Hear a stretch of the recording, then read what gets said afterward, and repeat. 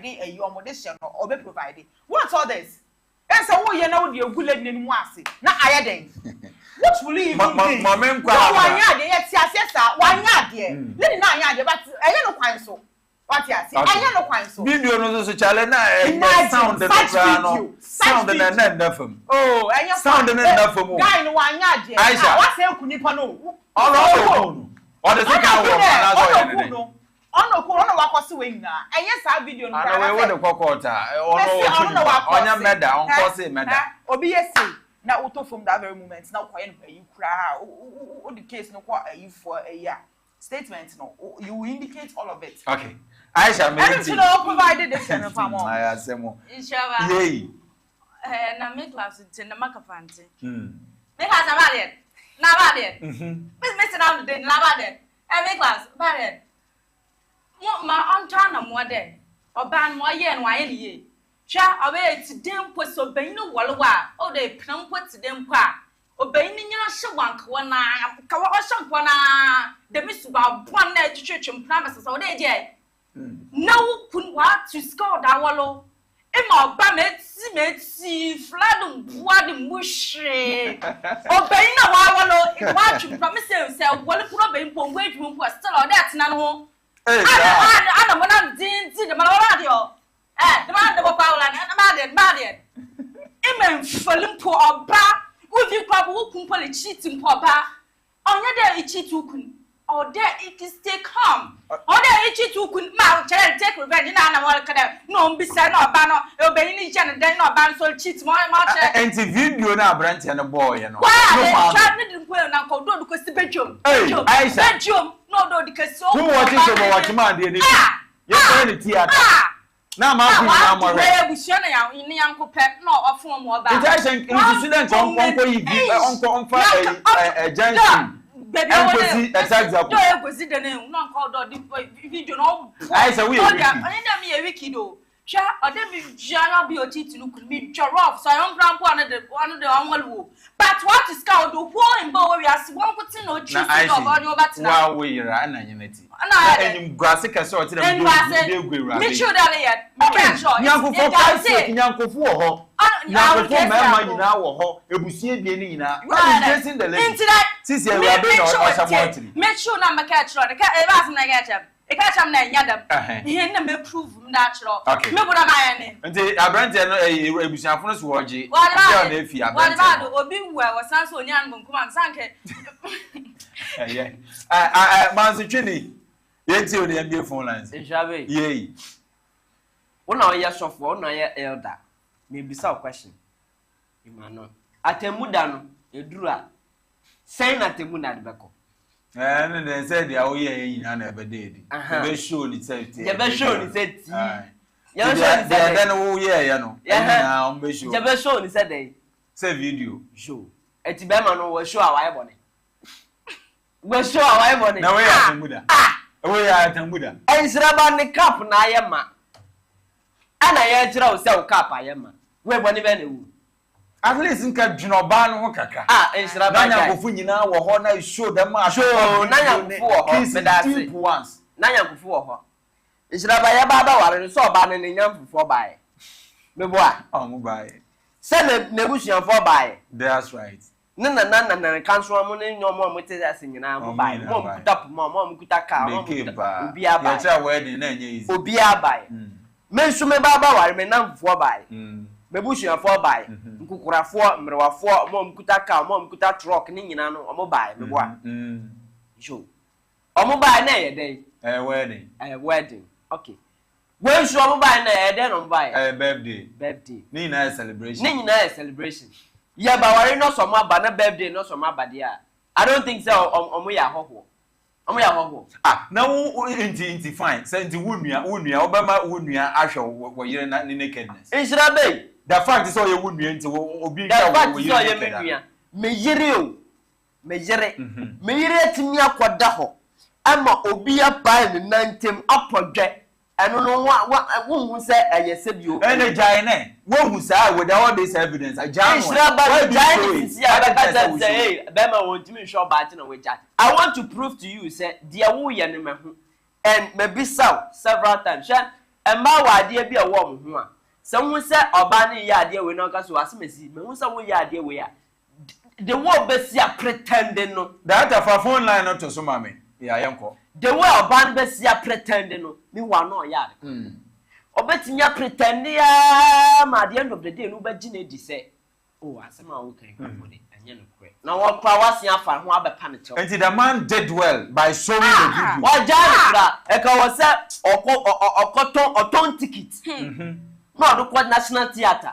No, could show na mafo nyina ehu de ekoso Ebusiano so demand G raba na efi abrante Ebusiano G abayo na efi be ma no ho Ejira be ye se Ebusiano omo nananom na omu didada no omatinya abankwamu ankomaba wonwo bi a wowu akwa awasen aba bio asa na asa wo na woni so ada obi din asa na asa because senka oba ni ye die ya anka nkoba ne sa Ijraba ye nyina ye tuwe ho ade bi wo ho a wo ya onim so ade wo mi ye for life but at the end of the day no na the problem Mama announce me phone lines na to us 0202381111 0202381111 0540252582 0540252582 abusha won so ebotum na aba ahoma no do na de wa no atunkomo emu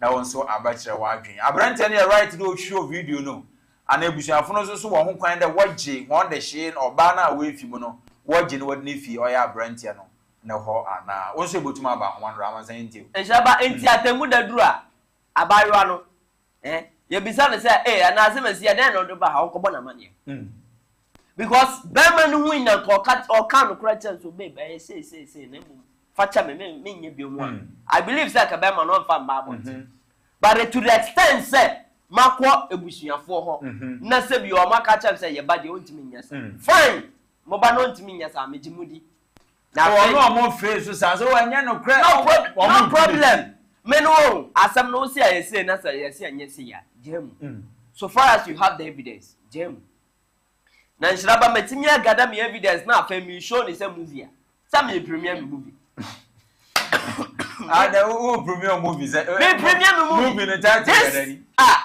cheating part 1 and 2 nshiraba anas koye ni expose ni obe show yi yet say bi omo na omo bubo mu di no obi wuye obi enwu but nshiraba na se wo wafamu awu a eye nu guase ne fare because se ukwa asema ade na se atemu da ye bisa se obi a bebu na atane ye bisa se de na do ba ha hokobo wa manye se and wo de ebusuani ni right so omoje eraba ni fi abrante no so ebusuani no right omo kwaje no asama ndo na omo nkoto omo ba no fu e wa asama ndo na omo kan che se wu ko ba biomu a o ware a tena ho Ishaba mese se ebusuya no pese omoje omo ba omo nko sama ade ho no omo nko kan kire omo ba ne se wo san ya ba asasi so na mbo ba sesa se omo hwa na se omo ba no ntimi mba bi omo bompai no reincarnation until say reincarnation no mo ba no omo ba asasi so ana mo anye idinachi nyine ya anwende Sabon say omie no makasa ina ma chese mateku wonni hweka 02038111 and 0540252582 0540252582 so botuma adwane na on the line na wonso de wa adwenkyere eze aba oye show you do ana mo ayenti omokasa ina ma ya ware na ebusuafo ne nam so mansani Aisha say o bisa wan this year ya this year anka you let's go ya this year this answer say wo this year woka say ma yedi o wo this year ala wedi nsangunu ana ya babo wa bale say asemesi di yes baba moment for first call on the line. Hello, good morning. Fine. Apobe. Nyame adom pa cho na baby afrefia na pa I'm a captain to Papa. okay You are telling there. Come on, from some of what try a ballon. No one in the casa. And I walk with the new walk. Now, one in the casa. And now one being the travel. No one to benefit. That's why I'm going to work. And yeah, just remember. It's the inner sword. Not yet a mad or seven. And Timber Baini, no quadro, no. But you know, I said that why mistake I can't show all day. After the shop, a time for so call my other for what's in it. Not him, sir, for what you know, the movie election. Okay.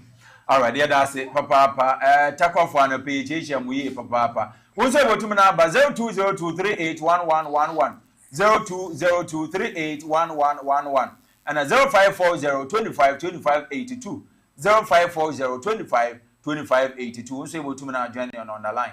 Now, so do I in Chaba. My men or Casa Ziziano. I'll say a Brentiano, even do more year no na. On said Anyano, but yo, do, but I shall tutu. Who change that to see I'm letting the fine we're cheating. We're cheating. Don't go to your money. Welcome, Nipa. I should have welcome, Nipa. We're cheating, but you feel that you want to be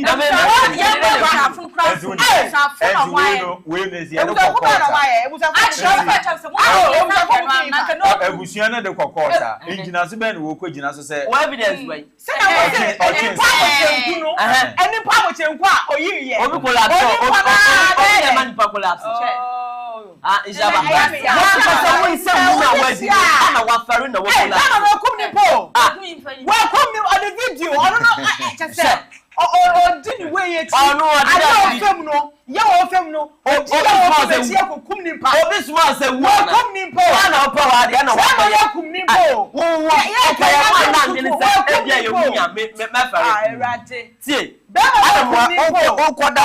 Now I bang no one himself. What's to go to the other? I was able to my 0202381111 0202381111 0540252582. Hello, good morning. Hello, good morning. Hello. Good morning. What's up? Apple. Yeah, but I didn't baby every piano pay. But I'm going to see you. All right, maybe I should you. But oh, too bad when to me, you know. 0202381111 0202381111 and 0540252582 0540252582. Abrenti say na FNH waga the evidence ni nyina or die in video form. Erabe ready the birthday da krebusu nyina atwehia yankofo nyina atwehia. Ena okokoyi da me video na topan nyina wo koyi de kire busuafo na monhwe mo de hye no bra obo eketesi hu dan video ya we collapse okwodn ko hospital no wa atwe na nanom wansia do ebisa da brente no oya ade do show da me video no wadan time na ebusuafo no so woje wane de hye ewraba na efi abrante no ebusua na ya right do da woje ewraba no wodne fi abrante no ho ana we ni asemodegwa anapai amansan yi anamwe ezi ade waje atum se de abrante ne no ano kwan so ano no anamwa me da bena me kasa asem no me aya se welcome ni po me se abrante ne po me ma se me bia me welcome ni pa se mo je ututu o ni pa na no amansan asem wo ka mo je ututu welcome ni po achi yo no we titi hello good morning hello good morning good morning. Meba choji na baby afrefi anapai. Yo me ni na me pita kwa. Namba cho peja wondum kakra bi mam wadaro. Hey. That's right ain't you. Hello. Hello. Meba cho wa so pa. Hello. Meba cho wa so pa ain't you. Na di disase. Na sa video na abanje di film. Na eyo ba na na se nyon. Meba cho yo no a oyo ba na. Say you no dia. You kwan so anu no. Oh, dia abanje yen bon. Okay. All right. Yeah, that's a pa. 0202381111 0202381111 0540252582. Hello, good morning. Hello, good morning. Meba cho jina baby afrefi anapai. What the magazine? Our magazine mo go there, ain't you? But the obey no yen no kwara no yen. Man, when this case about the matter, Babia, the mother, man, what it. Man, what is the mother, the parent, okay. But that's a papa. All right, yeah, that's it. Also, Rabban, Brent, no crown. More year and there no crowns. Who say about tomorrow? 0202381111. Hello, good morning. Hello. Good morning. Morning. My choosing a baby every fear no pay. All right, my choosing to you. I can't see I want to know. Monet to a about the two other. If you man what of the demon is giving you nothing again in India. Never power here in Amon. That is a very important. You papa. If papa or you are maintaining our action. Now what on about that? That's evidence that they are at the I know what I said. Maybe I have a person to do about the center. That's a good example that I wanted. Your point what you do. I don't know what you do. I want to know how to support my court to be able to use the money. Ọba ni wọ́n wúra lẹ́kọ̀ọ́ ní ọ̀pẹ yẹn ẹ̀dínlẹ̀ ẹ̀kùnrin ẹ̀ máa ní wọ́n tún ẹ̀yìn kí ṣe ẹ̀jọ̀ máa mọ́ ní ọba àwọ̀wà ọ̀ọ́sà àbọ̀ ẹ̀jọ̀ máa ní ẹ̀yẹ ìdí nǹkan ẹ̀sẹ̀ nǹkan ọ̀bẹ bí ọ̀bẹ ẹ̀jẹ̀ bí ẹ̀kọ́ yà wípé kùnú ti àtà sí ìṣẹ̀ láti àkùdé ẹ̀dá máa fi abẹ́fẹ́ ní kéèkì àrùjọ fún à ní títí mẹ̀dínìtàn ẹni yẹn ti ìpìlẹ̀ àyàmẹ́ńkà yẹn ń dìgbì. Yeah, that's it, papa. Also, we put it in Kenya video show and called Obi or by the Madden Bia and Yamu Puna to answer crowd if you ask it. I ask him 0202381111 0202381111 and 0540 252582 0540 252582. Fine, Papa, 3 years in marriage to disgrace your wife. When Marcy, wait, take a call fire. I'm company now.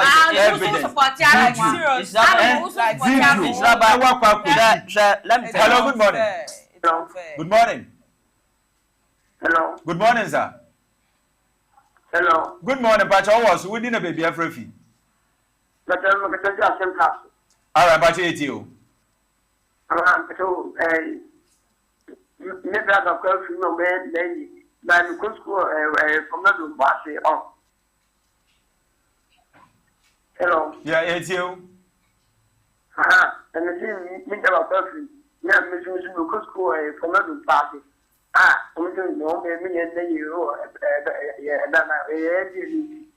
It's not in connection with the topic. If it's 0202381111, 0202381111, and 0540 2582. Now, I be acad evidence the abroad there where you for it. Now, a video. Now, in the birthday, video, the video, no right? On the birthday. That then any day. I am surprised. Now, if we are coming to surprise you, it's either you feel with happiness or you feel with sadness. Surprise. Tears of joy. It's either say, and your idea when you are. And I said, see that say idea about more rap. One day, and come on, birthday, one celebrating. Yes, celebrating. And was your name one about something. Hello, good morning. Hello. Good morning. Morning. Yamiado. But you didn't baby every fear no pay.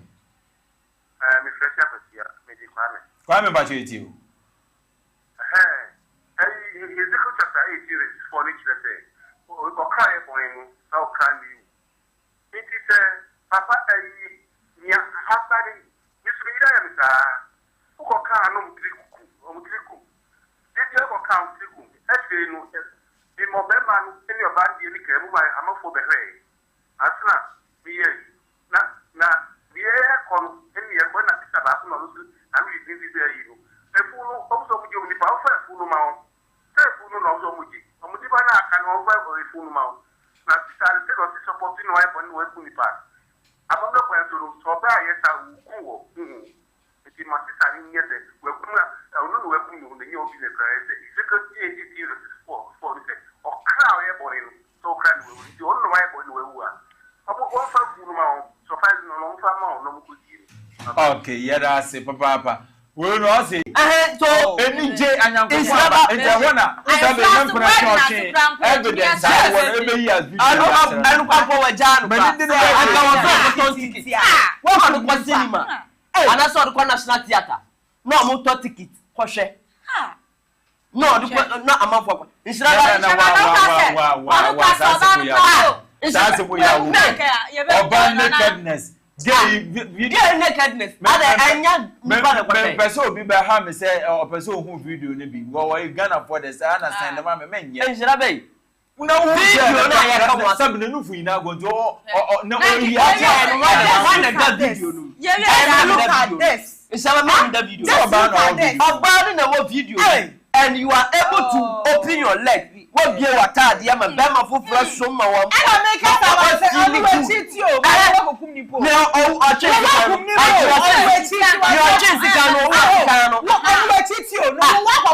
what killed you? Then a coon. Video now play. Video now. What is the video? The content of the video. The content of the video. I want to cry out. I saw how much as I want to. So that was the intention to kill him. Me lawyer. Me obi nimrana. Oh, what they on sending for last number 30 no and I will to me have furniture. Obi e show video mo bi ewu. Ye de kokota. Ye charge no charge ye de bo na e meda. Ana say ye assault ana say ye den charge ben ye de be bo no.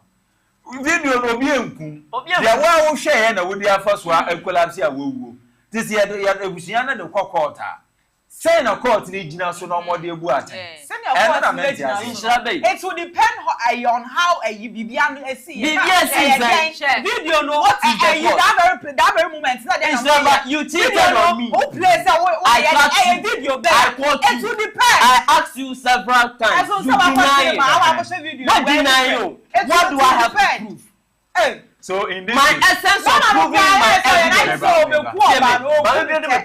Said you better prove me evidence. My videos now, my gadano. I even left the video. And I'm a co-busher for a Obama man. Yes, say. I didn't tell you video. Fine. I didn't tell you. I don't see another question. I didn't want to. I was said video no. Medicine. I am proving video natural ebusham. No kwanso.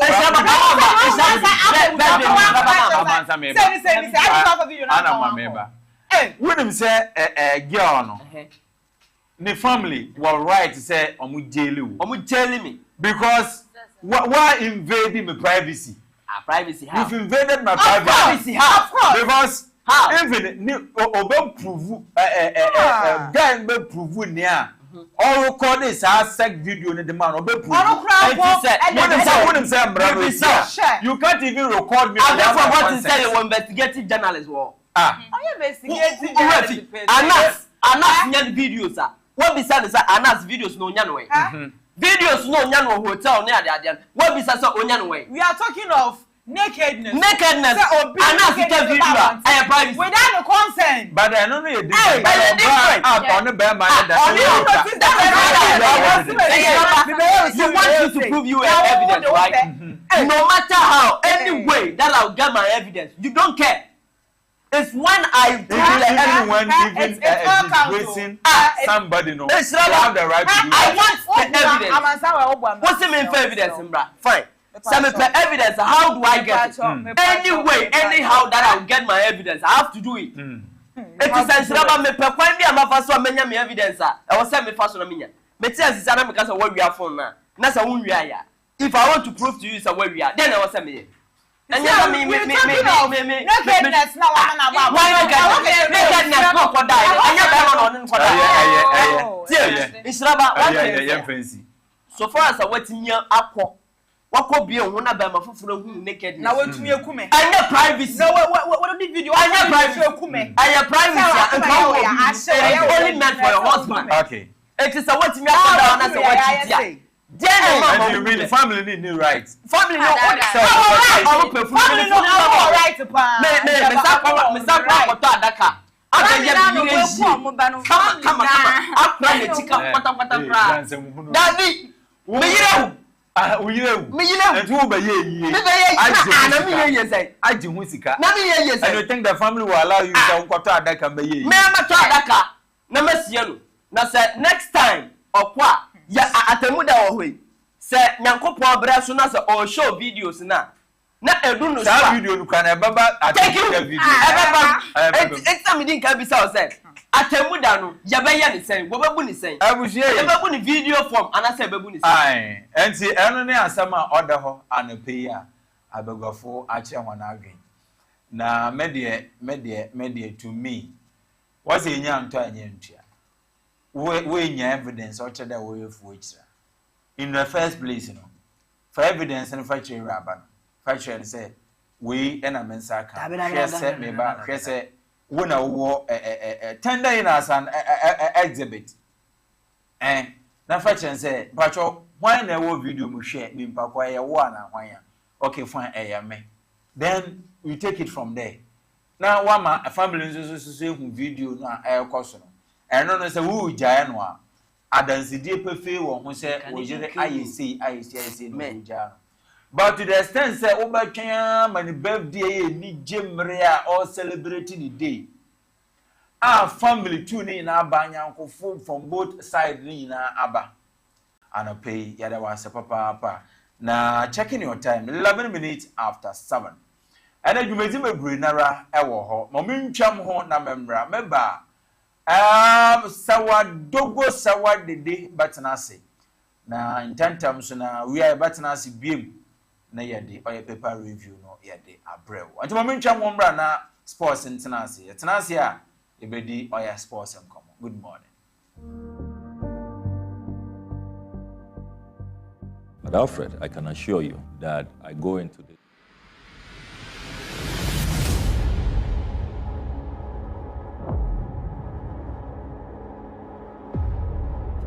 last year 2023, Manshampa what that? Miko Wedno, replace you, Mr. Masman. Manshampa what that? Miko Wedno, replace you, Mr. Masman. Manshampa what that? Come on, 2 points and yes, your make a see. What you call your copper? You should know your number, you should know your color, you should know your angel, you should know your element, and you should know your work. And somebody your man can see to go up and I was in Mobu. Now, no man can see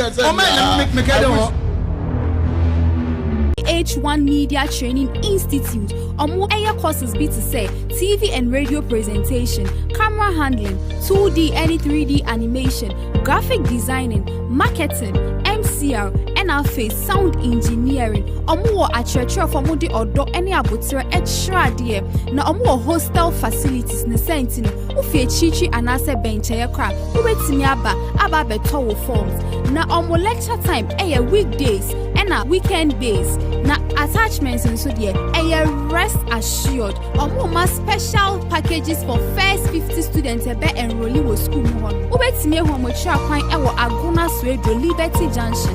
And now say ubetimi from Ahomachu for you 054 025 2582 and now say 055 929 9482. PH-ONE Media Training Institute say where talent never dies. People. Yeah, one of the first things you need is an independent and neutral electoral commission. And I believe that this is a river that will usually be used as a source of drinking water. I don't want to be living in this street forever. That is not for real. Most of those who are 13, 14 just need 5 years of substance abuse. Ghana's annual inflation rate climbed to its highest in 8 months in December, reducing the prospects of an interest rate cut later this month. Our country has one of the lowest tax to GDP ratios of any country in West Africa and of an equivalent economy.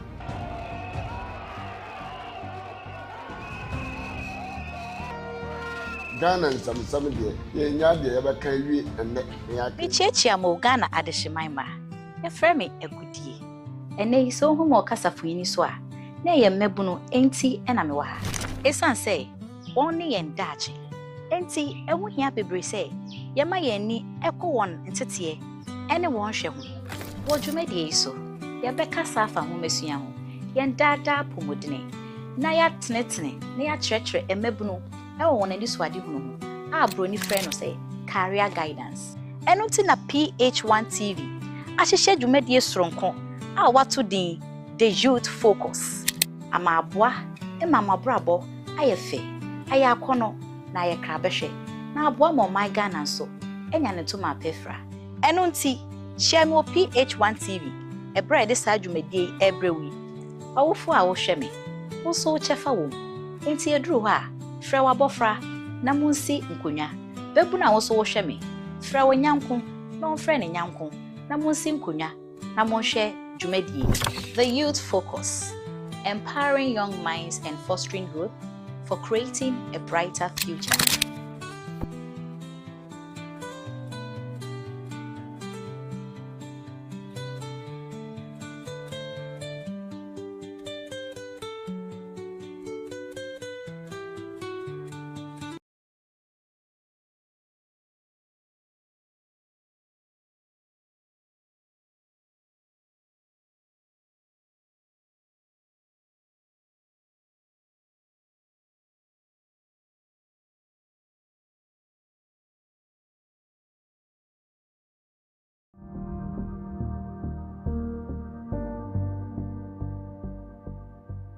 But Alfred, I can assure you that I go into this office with a deep sense of respect for the Ghanaian people. Yeah, one of the first things you need is an independent and neutral electoral commission. And I believe that... This is a river that will usually be used as a source of drinking water. I don't want to be living in this street forever. That is not for real. Most of those who are 13, 14 just need 5 years of substance abuse. Ghana's annual inflation rate. Boss player. Boss player. Sawa de day. Sawadogo de day. Sawa Ejumpa by force. Na Sabade. Bibia ya kama. Yada ya miasi. Last week na mentioned Awadin kakra. Awadin akade aka. Akade aka. Menim de be bibia be kama. Na anopensam wo ho papa. Na ede de kotoko board draw. Coach Ogun onka kan ho.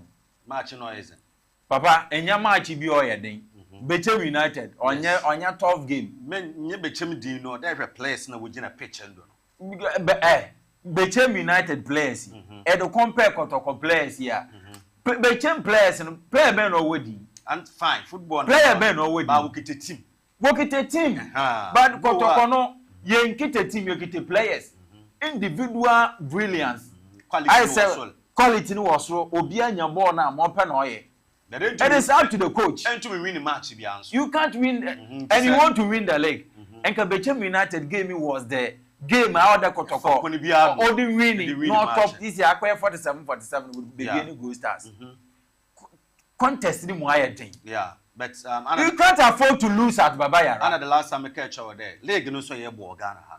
Team bia nyu onyi mu bosen Kotoko. That is it. Nti baby ye do no Go Stars no. Fine no so we mean do opedo for Africa. But the Africa no.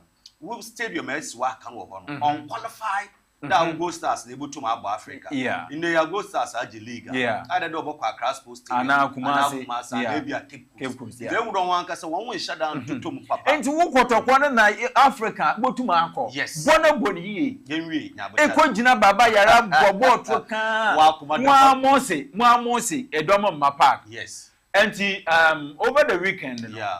I think Friday, yeah. Most of the radio stations in Ashanti and TV stations in Ashanti region appealing to the supporters to come to the stadium. Yeah. And the supporters will come and you perform abysmally and shambolic like this. Next time, and you expect the supporters to come to the stadium again. No. Coach Ogum, tactically, he was bankrupt. Next match, tactically, ended the Coach Ogum was bankrupt. He was totally bankrupt. Tactically, no. I'm going to hear them changes in all the Minta, or the Tenedu, or the playback, or the Fernando. them Nigerian guy Pacey. Yeah. Or go pace, And also just about the name. that is it. All be not be changing the face of the game. But I won't go feel such a draw. Hassle folk. Yes, when you see Grant How's Lucia? A man of PR supporters. Oh, that be how's Lucia, because they are not ready for Africa. How's they are not ready for Africa. Upon all the facility, they are not playing today. Now, we're out of the FA Cup. FA They are out. They are contending for the league, and which will be difficult for them. Yeah, sure. Ghana, we have a short memory, and I suppose now, sports in the power. We have short memory. Ghana will be more to me. You better who did the whole your car, choke car, poor car fee, and position. We are sports journalists. How far with the poly new wound and home investigation? How far with it? Yeah, if you there, I some papa ne bisano. And with a chasson, some of the bennett to them, we Uncle Fabian Bassibiana, what Bena, someone police of fortune one, been more remand one, been more baby bailey one. What it be most proud, what we call court. My brains and cry them on the girlfriend crown. Police of one sakana, what to Totona. But a chim yet at saying there, I brains a new one, Quasanega. The police or find him going for Quasanega. And some war in Swatre to Doma to Cote d'Ivoire. Well, okay. A 2 months war, Doma. A too far when they cross walk up with Divoire. But so way it is a wake up him. I was Senegal. As some could rap police if one is I will go that way. But so it's extra attention and media. Yet the ma pole abra woo ye. Now after pole woo ye ne no. I mean, when was the last time cry sawa batina air cry no story. Last Thursday but there is a baby at Nuako Kuduno. San Swatrefon, what the horrible match and I would horrible league now. Now can we feed the Sri Lanka Kumano sorry. There was no for 5 minutes Swatre and now Kumunko and somebody could police if we see. So how far with the investigation? I don't go draw from the league. Yeah, and no draw from the league. Since I some so court, I would be make up pay court. And if that's some so court. Eh, shada yan come and send but sawa some we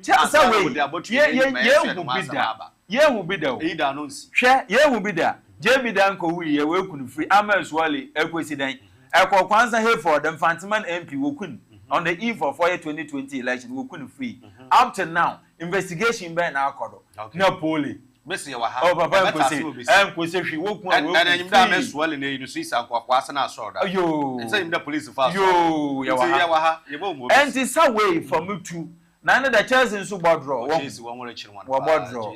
Anu so e wuti me support. Chelsea there is the Arsenal. This is our Arsenal. And I remember Premier League, Arsenal, La Liga, Real Madrid. Okay, but I'm Arsenal about the Champions League this is. I'm from Auburn. Yes, because you to Madrid, the owners of the Champions League. They trying to 3-0. Miracle be see what Santiago Bernabeu. Arsenal to qualify. I like this year. Sawa. 1 no 5 minutes call. Yeah. 5 minutes call. And 10 minutes yake. Me fa bibi kaka. Do hene. Sawa wa. Sawa to go.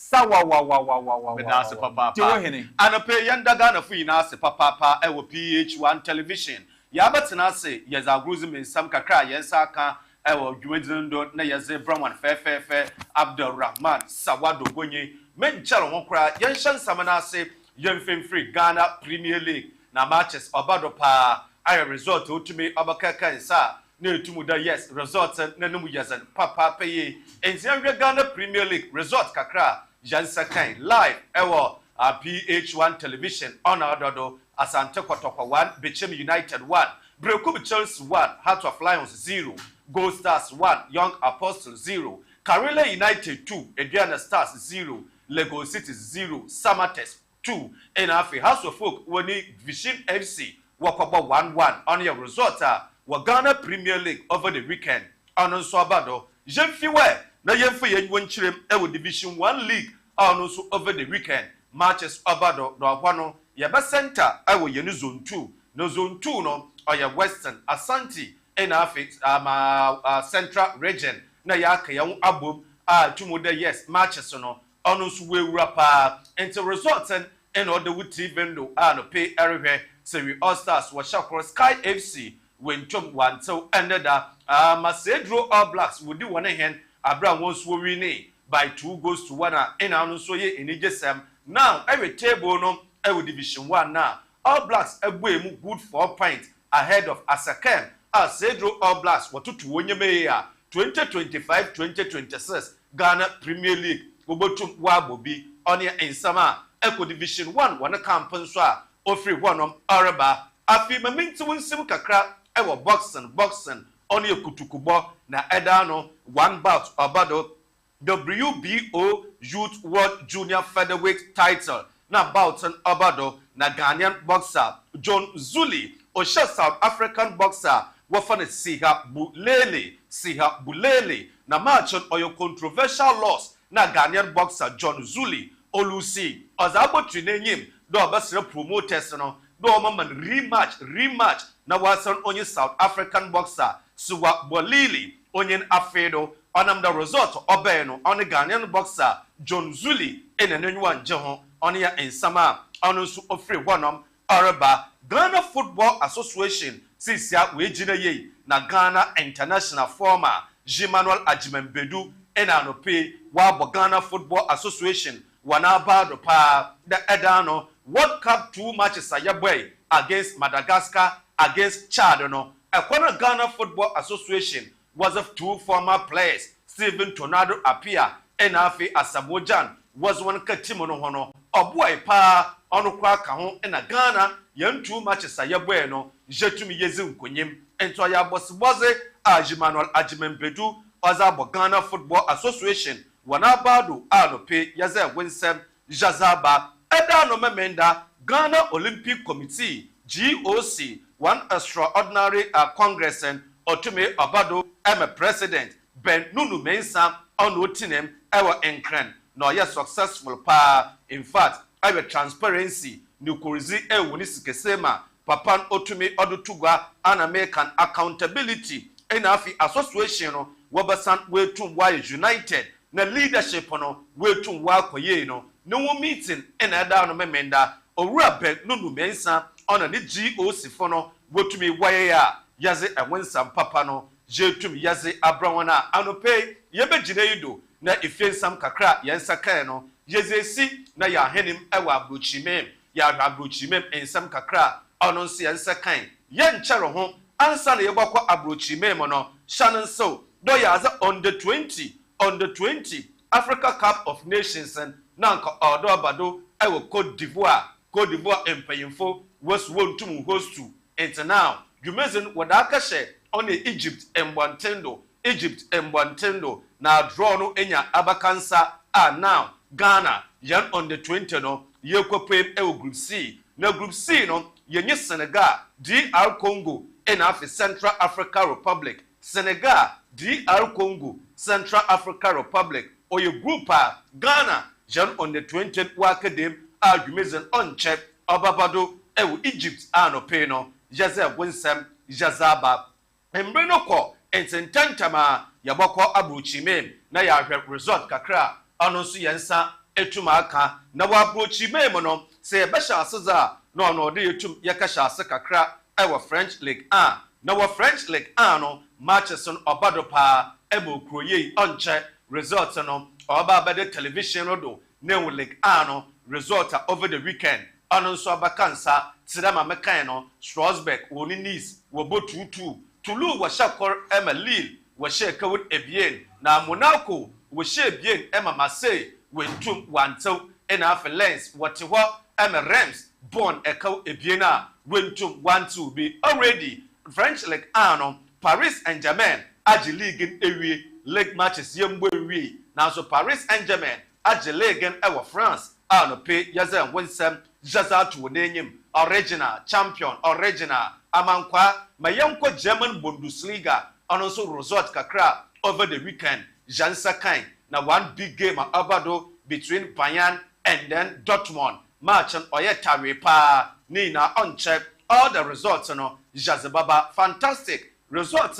na waba kansa abra a Bayern Munich woni Dortmund match no okaye 2-2 Hoffenheim wo shebien ama Mainz 05 wentum 1-2 na Bokom watuwa ama Osbeck bone kawe biena watu makwar ena for Leverkusen woni Union Berlin match no oye goalless draw into what German Bundesliga over the weekend. These are the results on second. In Tamahar oye Italian Serie A matches no on so tell you pa na leg no into Botumaje and also there oye team Napoli in a wabaje leg no into results no on the TV no do Juventus was she bien Leche was so mokor Inter Milan was she kawun ebasa Emma Cagliari was so mokor Atalanta was she bien Emma Bologna when jump 1-2 be in Afi Fiorentina when you palm a match no or your goalless draw or your result kakra a cope ewe Italian Serie A on so bakansa yenya fase ne yenkope ewe Spanish La Liga Panya Spain Spanish La Liga on also results in Usuyenyi Maka chore this season top 5 leagues are all kodo ewe Europe no 2025 Timukra on lose match no or your team Barcelona yesha 2025 asi Barcelona lose match bia over the weekend wakachele Ganes born a Kaukra Wilchum 1-2 Deportivo Alaves Alshebi Real Madrid washakor Osasuna Shebien Girona watsu mokor Damana Celta Vigo what's what Espanyol born a Kuebiena Wilchum 1-2 into La Liga no Barca will win one match in Real Madrid almost will win one match yes a win sem Jazaba afi the ultimate EPL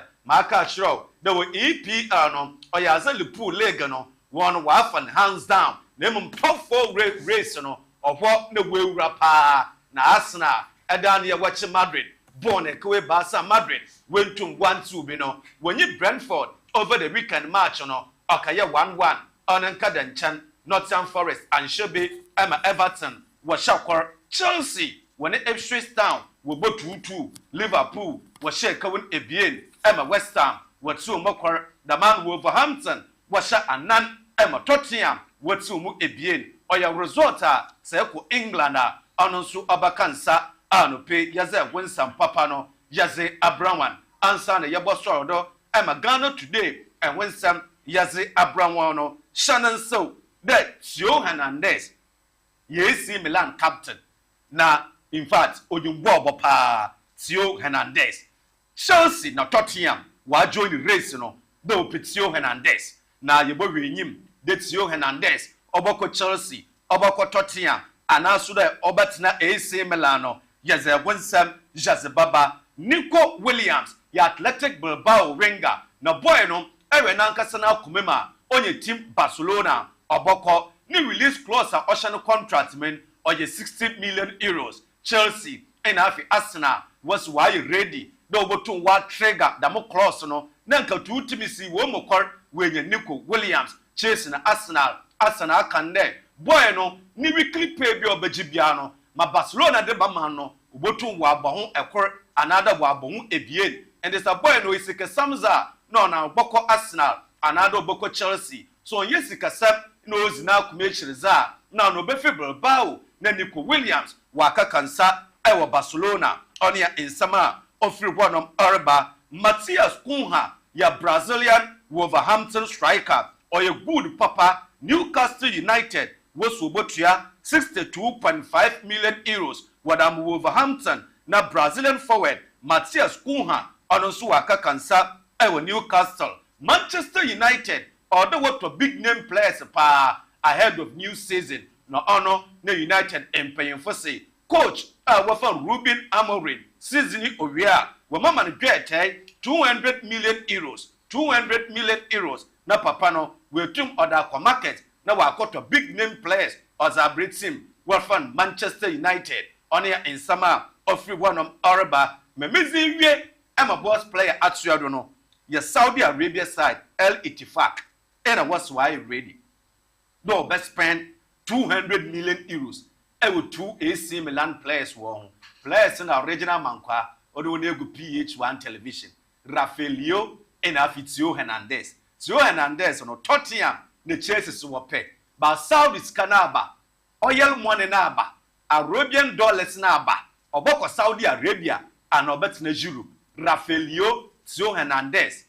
wobako Saudi ana obetina Euro ye begina yido na no pe kakra yensa aka no ye tum yezesi nyame ya admenwibri ya baba na kakra yensa baka ewo hot news ndo no je tum yeze Abrawan mamende A+ ase original amankwa anope waye ni na ema uresa wadogo kakra mensa kan no menso meze Abrawan minjida do na boss player minje momma no nyame ya admenwibri ya besa na aba boss player sawa wa abojuma ye nemra kura na ne da kotoko penalty na onye penalty miami e kotoko ni ba penalty ne die masa penalty na wode makotoko ne die ele kansamo be penalty ne die awa ele kansam gu house wo exam so ele kansam gu kotoko wo menti na me ni ma akofitwa me twa akofitwa ze gbon de me twa akofitwa penalty na ne da ref ne ji makotoko onye penalty be mami e kotoko ni ko review course da about onye penalty yenyimhwe enyim ko ref ya yeso yenyimhwe senyim ref za waso nyim ball fantastic go ne de ya age de about onye penalty next time no okay momenya birthday wish na me what if I kra okay madam anidinde efe dansoa on order screen na do no sawade go sawade efe dansoa ewo Toronto Canada yes Toronto Canada na ende eye na awoda fantastic na yamano awoda papa no ho ofe Yee rade. Enuama wa Canada Toronto. Mama boss man Frankus. Why then? So then and me do come on the passport I ready. Debi menko. Me debi. Why sponsor? Frankus. Nanka we nya. No onko ma mi ho Canada. Yes. Frankus so catch am do ko baba. Yes. Auntie Madam Efelan so today happens to be your birthday. This wishes is coming from my boss, Nana Digi. Hey! Madam, the tattoo not done sound. With the message, birthday wishes is from Nana Digi. Yeah, boss. Hey, boss man. How are you know, money? Oh, you know. How are you know? No, been the birthday, no, some way now. Oh, sour. It's all here. Obi obey in the birthday, no, Mamma. Friday no me here could be heavy ma na me jire nyimo you have obi odun be be special Toronto Canada and me pay be na here ja ko Toronto dey because she do your birthday message na ura so oh dey binti madam efe dansoa happy birthday what the day betumi aka high kwan ho but dey betumi aka na say happy birthday fantastic we from your boss the CEO of PH-ONETV na Nediki also chia na dey we chiri ne dey eno dey yempenimfo asem yes nti yen we show nyame hwa na onton supamu abrabo so dey wo ye bia na nyame ma ne nye Canada hona won nyame ma wonya dwuma dizika boom na wonfamra Ghana na wodu Ghana na waka ye fantastic even hono kra wona na birthday obetumi am bi aso ye so fantastic wo de fa na Digi so de bebre ba wo na wonfam na wo de me na magu TV no so fafa ho ana nye no miss day last number 30 na me dia enti wonfam so na me chama me crew no make the mass me na obuefu me sa me manager wa manager na do the number 50 TV manager no gine we ya Frankus baby or this campus why and sang auntie madam Efe dansoa na pay it's one man no the TV no ana that's okay mo fast so na crew ni ya nche no ho fa pa in fact oyo ba on color no make us back say the color is coloring the body is body the breast is breasting and the eyes is icing. Randy, my God. Yeah, Randy. Nyame aboni mpo. Nyame abode. Herr Franku Jabi awoya no. Manager ba confirm TV no. Manager. No confirm by mami anu o TV no so. Me yo ye no. Asam wo. Oh za. Awe ni mitia. No me who be that. Say your birthday wishes. Na TV e o si ha mu. Na de wa no e de akwa 60 na asen ye den. Sister na. Debi. One sister na kro here. Oh, spiritual in a Frankus. Men who be that? They who boss is your birthday wishes. Your farmer ni baby girl. na edewano ede akọ from 16 na no TV so due respect abanda manche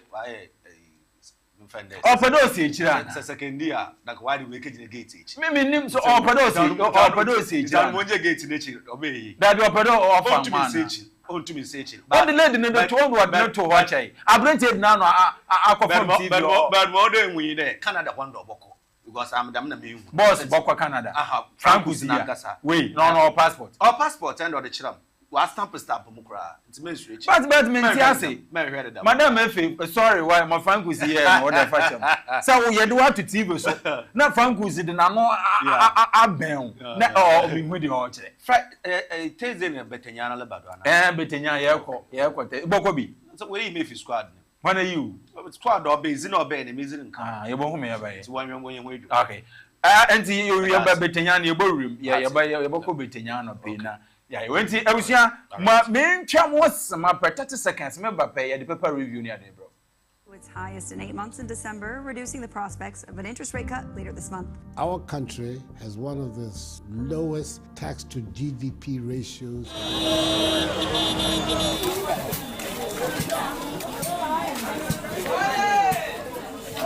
Fichi kwamu yaunti unti mi kwa adwuma no aye adwuma efie jedum menso plus mesha mama ya de ho wo fichi konsisi so ana emayi wo te yawo e wo fichi kromu obapa no menso plus mesha ebeye yawo na siesio menso plus for my beautiful ladies eya habendro kanya emu oba yi oba obemu obesima wo penny do support to afre 0233 302000 enya mapemfo nkwada wanya mfie dumienu ni wona wo man nkwada nufu FDA agedwedie nkrato ya tum say ye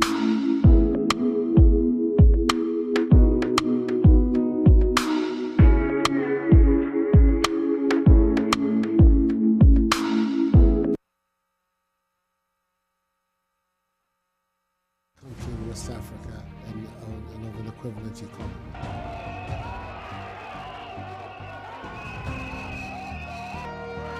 Ghana and some dear, nya de yabaka wi enne nya ka wi atina den de ina no aya na nsamfo fro asi. Accra residents were grappling with flash flooding on Tuesday after heavy rain hit the Ghanaian capital overnight.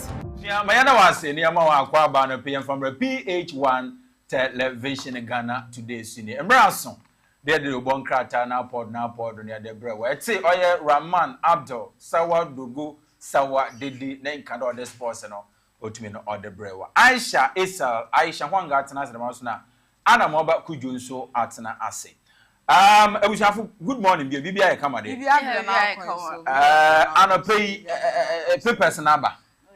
Aba papers na aba chese kakra aba be cancer e wo fi ha senti no inshaba wo permit me am nkwa na mo men permit we na yen start for the permission eno ntino se wa permit me dia na ma men san so emma wakwa aba bio emfa umbra ye PH-1 television na pay the broadcast and bibre na chese aba be cancer na ni aba cancer e wo fi ha sei no e na ye de ba bobo mu e de ama mo na bibia so akona akwan na me sha se dia na me sha se the daily analyst kratafa etosumien sano eho na ebo nchemu se sisi ano Ghana ye full position no ya kwada 12 your position as sisi ano sisi ayi kan se full prices no abafo mama yen itu mo abubufu e motofo ni ade na sisi ano prices na abafo ma eno so ye nsem a unya the daily analyst ubenya mu nchemu ubenya mu details ni na bibia so aye kama eje amon na me to aso dia na wo hwe main eyi na front page na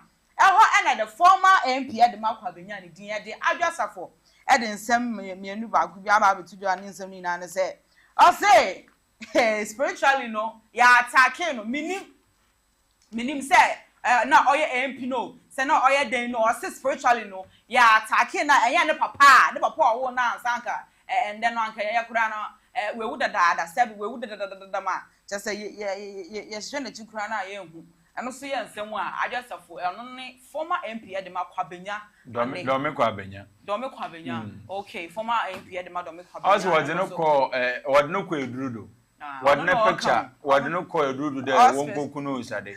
But then what do home no na wo kuno nye because na papa. So woni me na papa. Woni no na ha. Woni me na papa. Oh Kantanka. Intino Apostle Kantanka. Na ba me mean say bia or your soft point no bia to me. David na papa ngasa. Safo Kantanka. Moya cars. What is I mean Matsi that man serious. The man is serious. Wow. Man on Wow. Kind of crime funny you Sam. So for the obi say me papa no my father my spiritual father. If it were papa spiritually no stronger. Listen to me wherever you go. Sure. I remember papa tia say na listen to the mechi pa but way for me cry now can feel say sometimes no meti my papa nenka. Yes, he is with me. I see. And won't to me nkome. Why? And why be so be kumi a obo won't to me. Why? Me na wa hwe asin yo ko fa asin ya beto me so nda no pe misre wo. Yanko. Mama to aso emfa ma ode na the daily analyst kru na na sese me do so agina wo hwe mfimfi onom na after adjusafo ne nsem na wo hwe middle na ho e na ebo nchemu say go fields that mining lease extension. Aban say on renew go fields that mining lease no anya de be renew ni. Sisi ani ntino mu chasa mu ntwan munya aboche na mu ntwan we na bebre na ase omo nti ase nti go feels down my mining lease no aban say mu ntwan on renew no sisi ani ntino mu ntwan na bibia azo an ye kama emfa ma mo na wo sha ase wona eye akura ye frɛ no mepe avetapo a ewo volta region ho ena timemfo omote wo ezu se nsuo aye din papa ya nsuo kura na ya omosa edenom na de omonoma ne adin na emboa so ya omobenum nsuo ni bi nti affect omo nti na ose aban omose omosra aban onti ni emehwe mo ye mepe avetapo. I stand to be corrected with the name mepe avetapo voter region chese omusu nsuo ho papa ye enu nti no se wunya the daily analyst a wobenya emu nsam ni na bibia so mepe soundbom okay it's nice anya ho na nanse nsuri work and then okay yanko but then Auntie, I will be joined on the line. Make out the MMDCs, you know. At least most of them, you know, has been declared, say, or a DC and then MC for their various constituencies or district.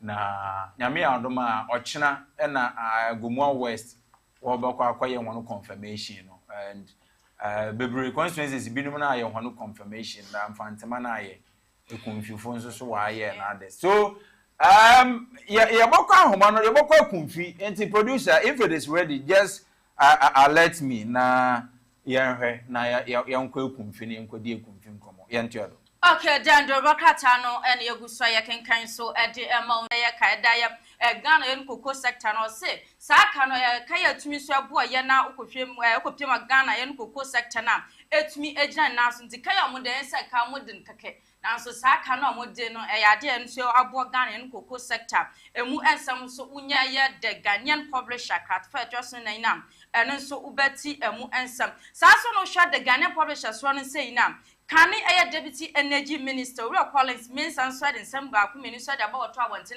and a park for some omodibo travel and say ya de May 2025 electricity and ensure omodi aya twanso ed bottles no way and owura Collins means say one na kani anasa 2024 campaign NDC for koye no owura Johnson asie do so kase electricity tax amon for bi friend so meto so na se for say no park for release say ya de May 2025 omodi transfer to electricity na asefo na just no aye no wonwa eno so enya asem keto no so ade wato abonte owura Collins so ede aboto abonte na wunya ede Ghanaian publisher so kinkemu eno so ubeti emu ensem anamwa mama ntoaso emfa ma odi ana me toaso the national voice wo hwe kratofy to so ba akona ha ena ebo nchemu ze minority in parliament eden zembia ba bedu just say abai onye ne ntemu onye ne ten na boko ho nsensem no hwe na ontwa bibia aso sanse se wan hwe no wanfa na ensi fom dia ade be kire ne yenti asempo cause nsem na esisi oboko ne de ɛyɛ asefim yie papa yie ɛno nti minority in parliament ɛna ɛka we ɛde akyerɛ ɛyɛ aban ne sɛ ɔnyɛ ne ntɛm ɛ na abɔko ho nsensɛm no ɔnhwɛ na ɔnyɛ bibi ɛmfa ho na the national voice kuro na meda so amegyina akatafa ɛtɔ so miensa no ɛka sɛ ɛyɛ African policy lens a ɛtwa de tia ɛbɔ no APL ɛde nsɛm bi aba betu just ni nyina ne sɛ Ghana ɛka na yɛ de no ɛwɔ abra abendada no ɔtse so no tese Mahama mekyerɛ ɛyɛ president John Dramani Mahama bae no wetua emu hafa ɛno so yɛ ni gyesɛm a ɛyɛ the LPL a yɛ from ɛyɛ African policy lens so ɛde aba betu dwa wonya the national voice so a obenya bi akenkan na wemu emu details ni na so na bibia so akɔnkan ɛde ama wo. Okay, yeah, that's why I can kind of rakata no so ɛde ɛma so dia na Mamemfa the Daily Dispatch and so and Femo. Mampani John Dramani Mahama said in Samba community said about travel and Nina F. Bokun and Sam yourself. Santa Henny Otum Fonso, I will be Bintino, but cancer Diana just send in Yama. Or dear Google, come about Buana just a boko near Aquasa, one is super administration so dear. Na yadia Mampani John Dramani Mahama said about travel and Tina said, I will for or say so and Sambia Google, Quemo and Saba Buana, the Aquasa, Bokun and Asa form, a bet means to a chanas from Jet Miaboko, Maimua, and also any some kit to the Daily Dispatch. Yes, Wunya Catafire, so I do me and so and so. Ubeti and one some Sass one or the Daily Dispatch, as one say in a catafire just me, Bokun sends some yaw, not just send us a bone and down the person November 2021. Omoka kani na so edu bo won crop 400 and on mo afa santo until we ye see ye obokosom actually nanom ewo ensia do na da bia me bi said so boko issue me say da ben na boko ntoko e be end ko come here say every year bia we renew them ntoko no I don't know what is doing this is it about ahinsam ana I don't know. Serious. I think some years back on Chebia, Otumfu Kum cause several issues now amicably BBI, but I don't know what has generated Sawi. So I think IGP no crop so no Chronicle so Casse, Chronicle, the Chronicle Casse. IGP a ura tokunu ekopiem yo no IGP no. Okay then. Okopiem wo bako no nim say omo shoot no. Omo to no ka. Omo to no ma ye escape yo. E na asem nkura na IGP fufura ye yi na nche ya. Eno so mo ba be ye ya sremo ya pamocho. Ya pamocho bako fo ye sremo. Hey. IGP onu. Yes sir. Okwasho omo bo. Okay. Okwasho omo bo say omumfa sa ensekan na nuama omode kon sa wenua ade omumfe ngu na obama omo ye recruitment into police ye ba fa boys from youth no from boko into omumfa sa sam na IGP kan no kwa na ehye boys na zentia sniper pa when they are targeted we say we promise here say Obama yako police satam no do recruitment no yabama higher percentage of people are coming from Boko. According to write-ups and other portals, and they are saying that there are my boys who will fool you no a fool no near the other promise or the Bama. They need a lasting solution to oil Boko conflict. No, it is not about say my young police. We need lasting solution, baby. I no than young fountain who said, "Crony away there, way na man see where you are kind of way in the coin." Now, some remember, but the fact that about my or police recruitment and about the number of people now we recruit one into police. That doesn't stop Boko. And I say, "Oh no, ma, you can give us the work, but we need asumigi. It's not about work." We escape sniper now. Come say, "I can't pay and tell some." No. Young person. Okay, I think so. But consent some now we share do bakat and be na airborne. I am a Ghana feed program no, and so Baba Koso into Mampania lunch. Come on, we share the Ghanaian Times here saying and so airborne the run the passes of Moody with schools, prisons, and stakeholders and president in Swaka Sanso at your phone near the Ghanaian Times and so on. So Betty and Sam. But I share the best na ye this in one. Ghana phone shop kind there. next month on the 3rd of May. Wo eyinam kan electricity bill na obokosoro. Oh yeah, no na. We Ghana, we Ghana na wait me na fa she wa adwumi say. Effective 3rd of May. Say in the light bill a month 100 cedis a. Ohanji chem oya 14.75% no ye dey ba percentage mu be say say 100 cedis a na say 14.75% back ho approximately me ma atenye. But expect to say both here by 120 Ghana cedis. 115, 120 Ghana cedis in a boat here. Now, more baby cry, we are crying. Anam way, Aisha. Billy or baby cry, we are complaining. Say, Bill and all bankers say near their day. Nancy has here but to 14, 1.5% in pool. 14. 1.5%. I want to bear 1.2, 1.3. That is it. So we are going to pay electricity bill. It is going to be increased by 14.75%. And the effective 3rd of May. Effective 3rd of May.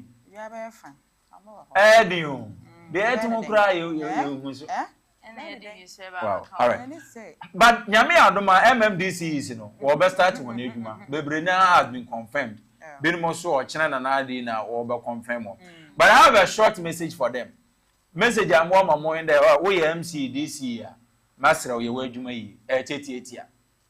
Position or their month. Say one cause before over confirmed nomination, There were so many people, baby constituency and a district we crab 5-4 in a new Wojina. And I'm a pina bowdi, the owner assembly non to order, but no one confirm. And you know who there, and you want corner Sabinians and what with I want Gina, and they are also equally good to occupy that position as a DCU as MC. And they say, I'm here, Nasa President, one nominate you. Now, assembly, I confirm, I to about confirm, on each other Sabi, Imian section will be a brown was na ye, Jumano. Ma amount for no say yes, DC, MC by ye, Juma, Jaw Mark, wo, member your hand and dread to them assembly, DC's and MC's been by our by your hand and dread, it diagrees or by your gay. A list mistake, DC, MC, and chief, what the chief now, chief, chief, amount for Basa. The man and the man for Bimba. Wo MP no. I'm found the MP no or MP. And you need my buano monster CD. The man didn't MC the DC is being one I dream with there. MP no mono, Mamma ne fail because after all, may and Thomas Waba. Many and say, yeah, president in nominating me now assembly no and Thomas Waba assembly no cry, I can influence them. Say unto mammy. But MP no campaign, choir campaign, spend the eco villages now, them water no do about on 7th December. Ain't you say, my word, MP no, yeah, at the end of the day, no, he will fail, and I'm out for about 20 years. No, don't do that. Irrespective of where the MPP, where the MP is coming from, either the MPP or the NDC, you bring the DCU or MC, help the MP to succeed. Ye kampun to Juma MP onyi kwan. MP oncha kwan. Mpuntu Juma development ni bebre na ejina oye DC na MC do. MP they just go and lobby and then bring it. But ni nyina no DCs na MC they are the architect of our development our constituency. Nti wo MP no ma MP no so cedi. Ne ja na me wo na ase DC bi okro MP ambition. Say me ma MP we fail na amanfo akada wa bon nyade no old primaries am ababa contestant na ma ababa ye MP wo ye DC MC na wo sa adwena ya adwene fie ya adwene hu no emmoa nti sesa wa adwene na bo MP no manfo mpunto mbra mo ma ye nkogua so but before I go from mfo nkọ betenya okay mfo nkọ betenya okay I say Adam way abro betenya mfo bi ofia ha won nkọ bi I say number 1 Anna number 2. Yeah, you will. You better Ghana today, Friday. we Ghana today the Monfa Calambra baby amoko. Na nyame adom on the 17th of April. Next week yawo. Abro Betenya Festival. Abro Betenya Festival.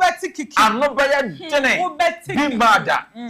Na say last week Friday who dey course wa. Who girls no. Say we are Miss Betenya fam. Say who girls no. Omo fata so mu ko. Nyame aba so mu nyame aba. Mbani bam one who said, get no what's in one side of the other. So, extraordinaire. I'm on the 17th, you miss Bettina. On the 17th, you miss Bettina. 6 o'clock, bottom 9, 10. Now, Miss Bettina, where you be over Miss Bettina. I may make choose to be that. Abba, and it's Abba, you know, where you know, me, they may choose to be that. Now, Miss Bettina, you pen Friday, Yellow Friday. Yellow Friday, Wabra Bettina. Baby are yellow. Baby are yellow. Baby are one to croak, can float.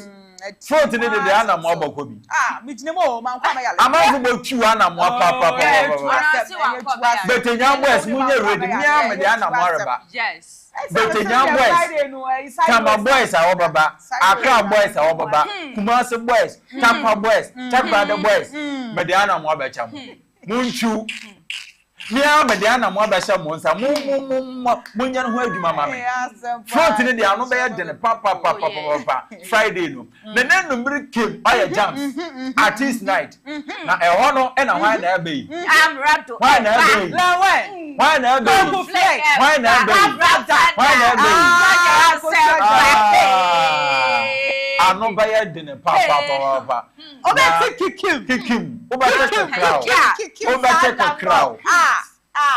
Now, when the men crowd in Bettina, what's why reserve in hotel?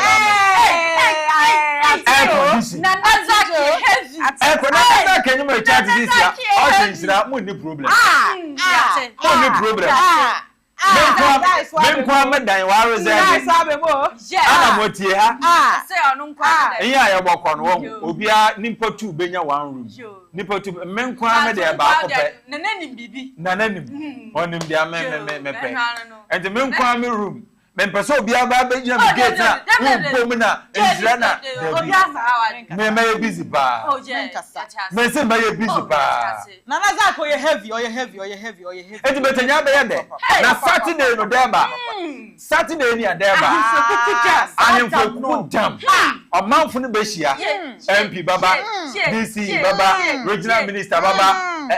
Chese esi kim sada no. Abra Betenya. Ekobeye dance. Abra Betenya. What? Wan ko bia. Na wa yo. Odi wo ho. Saturday no bro. Then live band. Live band. Saturday no bro live band. Akosue Japan. Akosue Japan. Lewe mamba. Me beza me nyaji.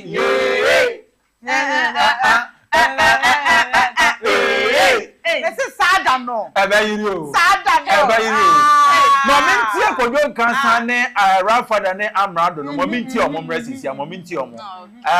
MC afameko mo yenti omo. Sada no. The President General CEO of Kua Research and Manufacturing Company Limited. Betenya abura betenya Easter Kwamo 2025 rebele druo enunti akupon na nafuo otoso akono abura betenya odikro nana ediama otoso mienu abura betenya bahema nana zak abura betenya impuntu nana kwabena amo amankrado dema abura betenya nana kwame ejirako embranta hene dema abura betenya nana ajo kwanzewa enketesa hema dema abura betenya fodo embobodo yendi afi Easter no embom afi bedia wudo bebena na benfo de egu apono. Hey yo!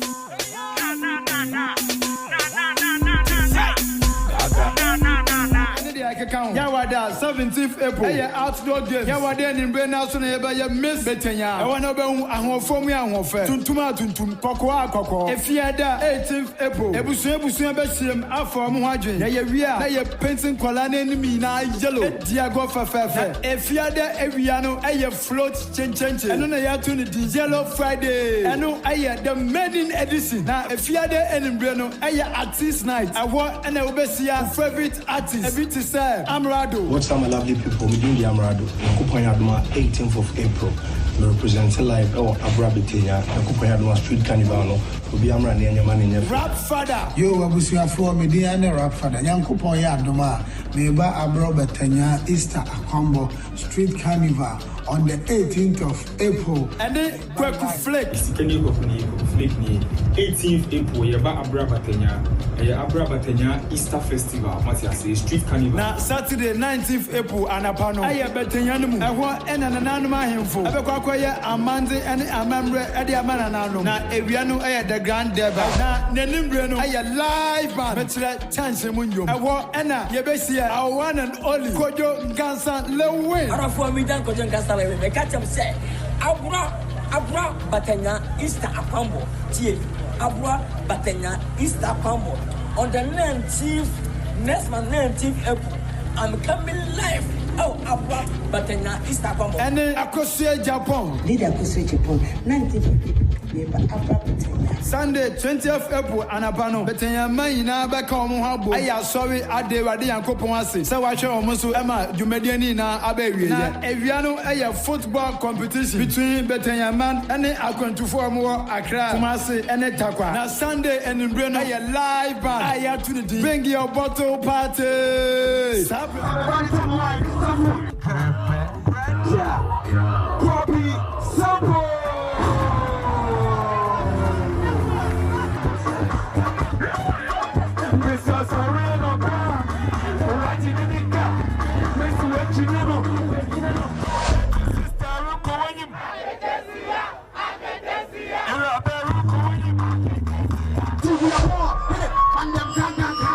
That is how you go fine. So what time you go be so nice?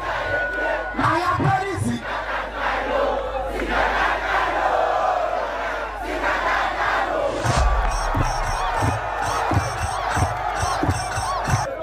I don't check on that one. I'm so not for breakthrough. You know, you're going to see Mr. Boy, sick as a on the floor. See where they say, come as a drop. See a woman in my to a drop. Drop your more to go to drop. What did you do about your strong rap for time and a ticket pump?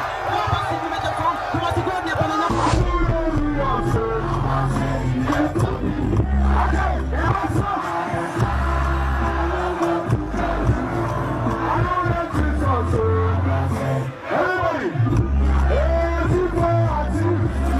Etira Edaso a rebuilding Abra Betenya through development and entertainment. Media partner a PH-1 television and property FM 102.1 FM. When phone bini o minti minimum o 2 otosu du biako. Paramount Chief Edema Abra State. Osan a president Edema Abra Traditional Council. Mr. Robert Kwanza, CEO of Top Ideas. Anu a Jomtineli Edema Jumedi. The President General CEO of Kua Research and Manufacturing Company Limited. Professor Samuel Ato Duncan, Honorable Fathers of Osu Kwachi, Member of Parliament, Edema Abra Asebu Kwamankasi, Oye Minister for Government Communication, Onazo Sanya, Kasama for Edema Yemampeni, John Dramani Mahama, only a guest speaker, Edema Jumediano.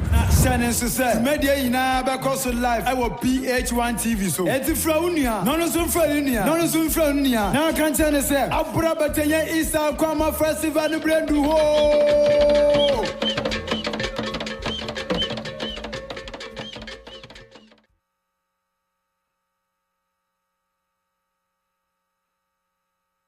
Ebusha Yakob Betenya aba and our butum who say yes last year more called now no Jenny hey last year and your man who in your mo na this year dear e be ye kikim ati smart and FM mo fa yen ko godo na Betenya de edu wadada na me on Friday Ghana today ye kwaya no be ye call live yes yenko ejo so de na mama emfa we emfa mamo we no aye don komi PH-1 television se me kan tell say say wo tie me ana wo de no wo ton rex clothes bags import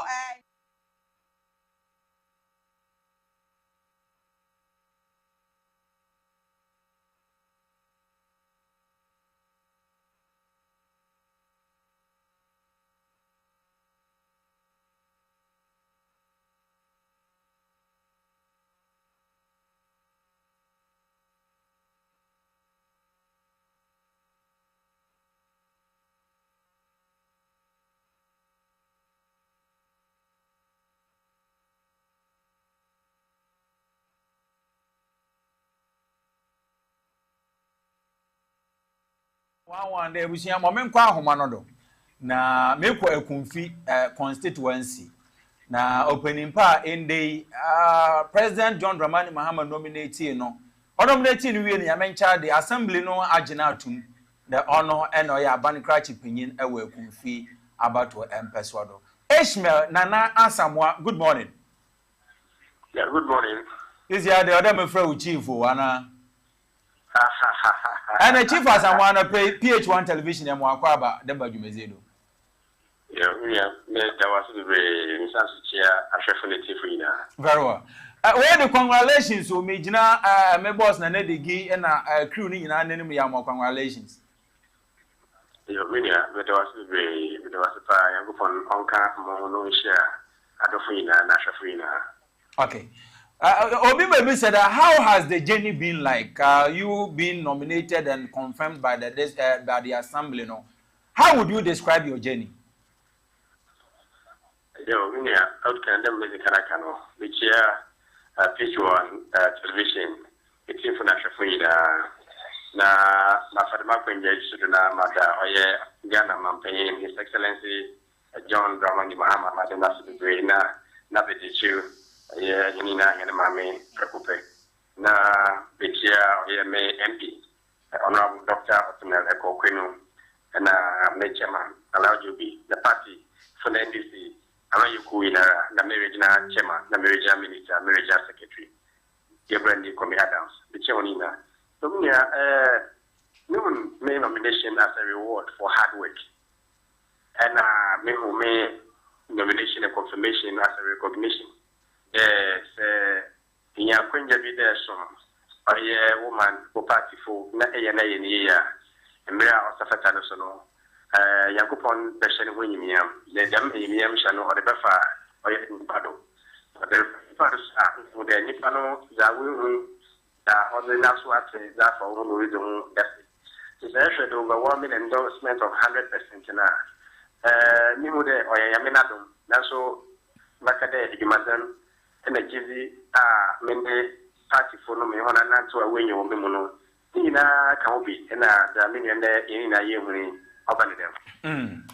Now, contest Nankasa is not, then I'm very much aware, say, it was between and the longest 7-year General Secretary, our Central Region. I think Ura Fayans also will be a why you manage ye, papa. Not contest Nankasa, then how would you describe it? Will be a contest where the secretary, why you manage no. Now, were you of the hope? We said definitely no. You are going to be the winner. The question right now, or secretary, but I'm also a vice chairman. Yeah, I know. I think with the hierarchy of the party now. No, was Rochin, okay. The chairman, if you are, me vice chairman, and me over as a me secretary, but the description of the contest, you know, I may have the party, no, of a Belima. And do not acquaint anybody for the way I buy and seen war and Tashiano now. Well, boy, acquaint to and with the NDC, Democratic Party. The Minister NDVI Biarano was the pen or the year should be an pedal. And to know, boy, why announcement the circular around that the moon brewery, Murnasa, or there, Biara, or Dr. Dobe, a fine and seen one Peshidano, or better, Nepenezi. And see the Marco Yanabada on Yaya na Yegine. And the Mrinu or Tonina or Suffering or Ye Gugua, Michoyan, region, Chitina, regional headquarters, party secretary, as well as Suffering. Yakurino, what the 2 years and another only he is in the moon, Bassa, the concurrence, number Kamubi, the Kaibasana, we what the concurrence. And that's a deal of a couldn't that. Adam a Basanina, who will be very safeta. The Butumina, Yapaiwa, Bonizin, Moabaye, and Sinu, or Yam. The Mrs. Internal, embrace dream or tells a friend in your concurrent. That's what to Herano. Na Yamanabara, Adumbia, Domian, Ma, Ebedu, Dempepebia, Yidamukumi. But maybe so, how well do you know a Kunfu constituency as Oya DC for the constituency? How well do you know your constituency? The question is a confusing constituency. Obiara only Nana someone be doing what I said. Na traditionally no, na me politician, na me NGO practitioner.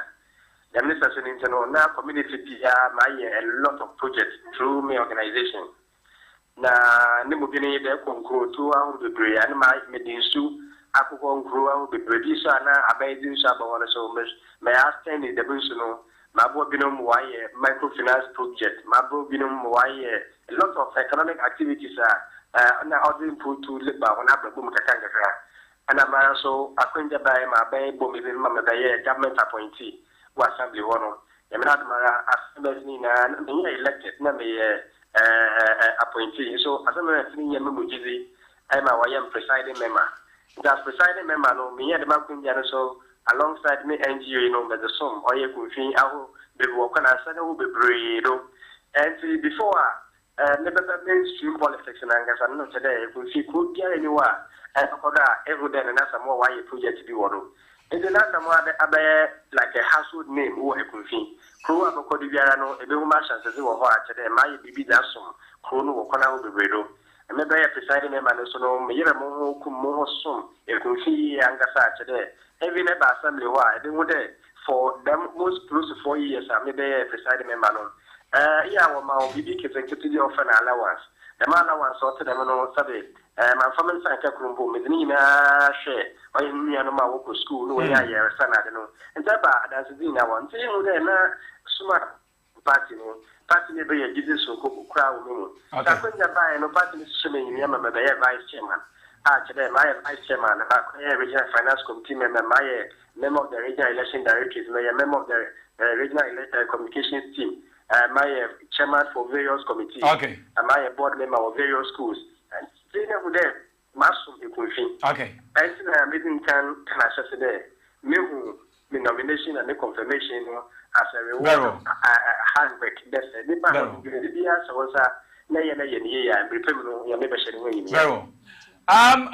Chief, Mama Yana was in a for we see now. Crack just 30 seconds, as DC for Oye Kumfi. What is your topmost priority for the constituency? But that's the way. My friend, the four projects. Okay. The 4 projects, economic transformation, infrastructural transformation, job creation, and agribusiness. And to them, I'm a 4 way. And it's this, today, that pursue vigorously. And are in line with me MP, in Shadowroom. There are some MP, there is a solution that the 4 projects only with the who see MP need and align with those objectives. The only Yaka and Tamabuano, Yadina was the other thing. Now you make sure that the 4 projects okay. Very young and my Tumla Yasasa, a confin, more or less like situation you Mrs. And maybe over Baron Yaka as I'm for. Very Chief and Pemiana was in a Pembrana studio near Antenas in the ending Comoy. Media, but the cinema, that's over and James, I ever sent media for a day. I will go and you couldn't interview neither more than you get a motion your freebie. Partners in development. Yeah. At the moment, you know, I can't Tambuano, where you're more from this and a more tax or something. Yeah, mostly, but some nation, you are a problem. I'm going to do a good motor. I just not at the motor. Mocha in Argentina. I found what the question may solve a problem as an abaya problem. Yeah, that's it. Once why you does a DC who phone in the men's son. Men's is phone number. Yeah, Frown son. I really, father, and you'll be a friend. Never miss so call as a throw back. I mean, I may use when I've been recluse over 25 years. Very any time of the hours of account. Chief Yadasi, more than someone in the account, you should take it in a good faith. More, Caddy and Pemwasa. But to them, I am president, or listening president, but I was enough for you. Chief Yadasi, Anape, Nana Asamoah, DC, Dema, or ye, a Kumfi. Constituency. I was here, one from Guadana. MPs will be more what to avoid the Moana. Was a someone for the friend which Rabacro, okay, then young Miss Ryan Twan, dear Fairmont, so dear, now gastro and mesoplax Mesha el mekan for edi amo and dan pay say stomach course and etete wa but was edi amo saso na wo de na typhoid fever nso about to as edi amo saso aduane ko to yefu na wuti obi nso a na wonya gastro mixture ne bia no but was edi amo saso na aduane ko to yentumi.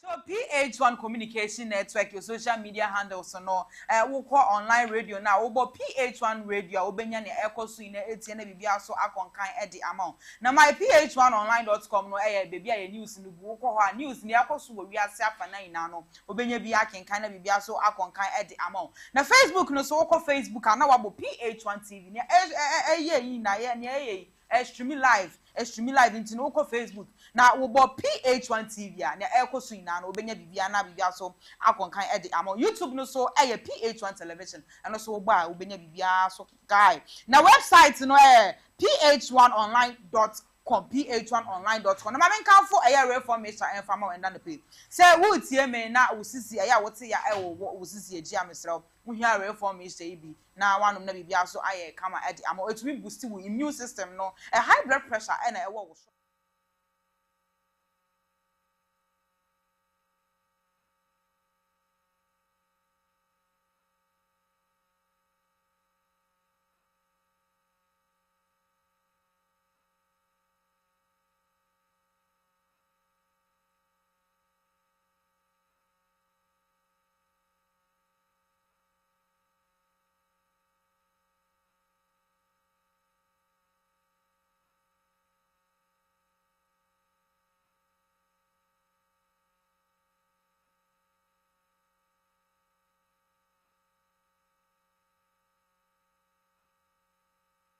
a vision of 4 private clinic able to say at Yamon.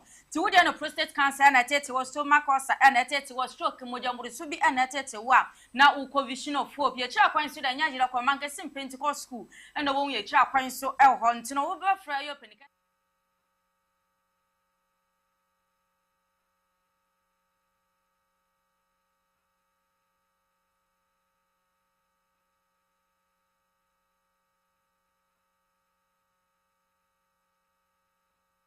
So I come at the amount there na your PH1 Media Training Institute and America for media amount. Maybe a person who see for media who there na your PH1 Media Training Institute and America for media amount. Mr. On weekend basis any weekdays basis ni na o ma so ye nti no brabe who PH1 Media Training Institute for o ma so ye no wo ba kase wo ko aguna swedro kwanse ko mbeti junction e wo pe na wo be PH1 Media Training Institute for mo sha kwan no wo enu nti no friend penifo na wo so gi nchemu pa e media e wo 0540 2525820540252582 PH1 Media Training Institute and I was a white talent.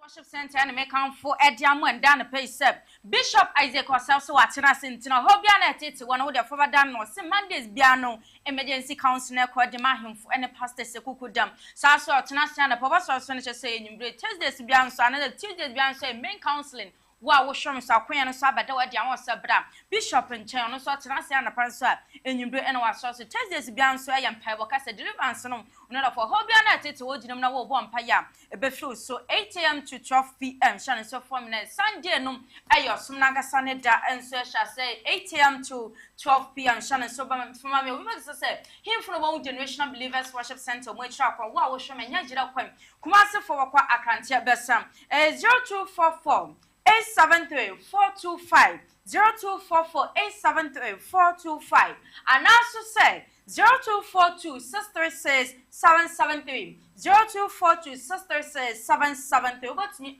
follow your bishop on Facebook. Abusia ma yanda Aisha Esel Aisha Hwanga se na afenso ana moba kujo yanda wan ase. Mamentwam ho sema member abegwafo no aba cancer betena ase na enkomotwetwe anope ho no yeda atiyodama.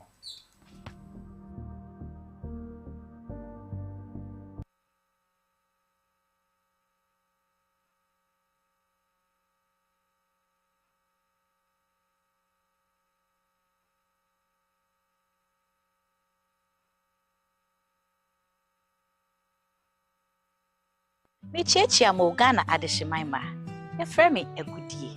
Ene iso hu mo kasafuini so a. Na ye mmebuno enti ena me wa ha. Esan say, woni yen dachi. Enti ewu hia bebre say, ye ma ye ni ekwo won ntete ene won hwe hu. Wo dwumedie iso. Ya beka safa hu mesua hu. Yen dada pomodine. Na ya tenetene, na ya kyerɛkyerɛ emmebuno ewo won ani so ade hu no. A broni frɛ no say, career guidance. Enuti na PH-ONETV. Ahyehyɛ dwumadie soronko a wato din the youth focus.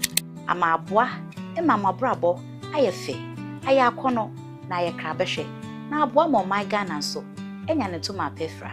Enunti share me PH-ONETV ebra de sa dwumadie ebrewi. Awofo a wo hwe me. Wo so chefa wo. Enti eduru ho a frɛ wabofra na munsi nkonwa. Bebu na wo so wo hwe me. Frɛ wo nyanko na wo frɛ ne nyanko na munsi nkonwa na monhwe dwumadie. The youth focus. Empowering young minds and fostering growth for creating a brighter future.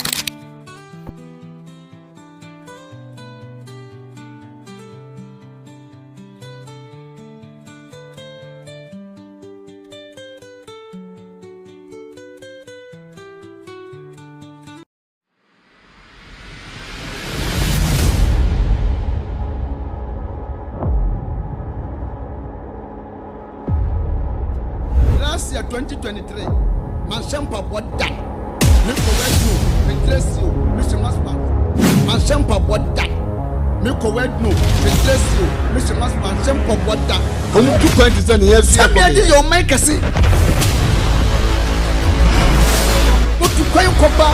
You should know your number, you should know your color, you should know your angel, you should know your element, and you should know your work. And somebody your man can say to talk about now who's in Modi. Now me no man can say oh man make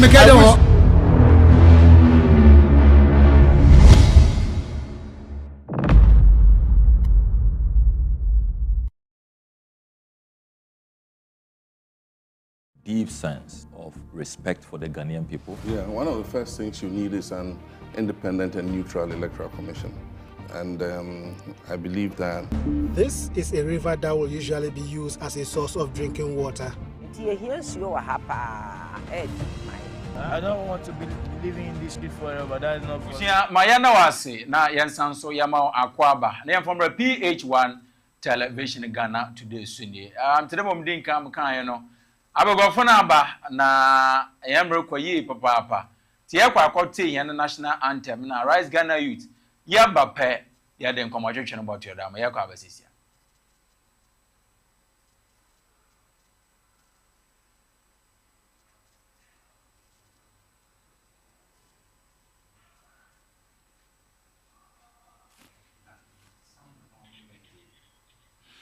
Abusia yegudo a yehwe da yebokwa akoti yan national anthem no aba na ekoti anthem no ba pe yebetena ase na yede mo ho ne da atwe onye radio a yentena ase preko na yenko abusia twa yentwe yan homra na ye ba yebotio. Most of those who are 13, 14 just need 5 years of substance abuse. Ghana's annual inflation rate climbed to its highest in 8 months in December, reducing the prospects of an interest rate cut later this month. Our country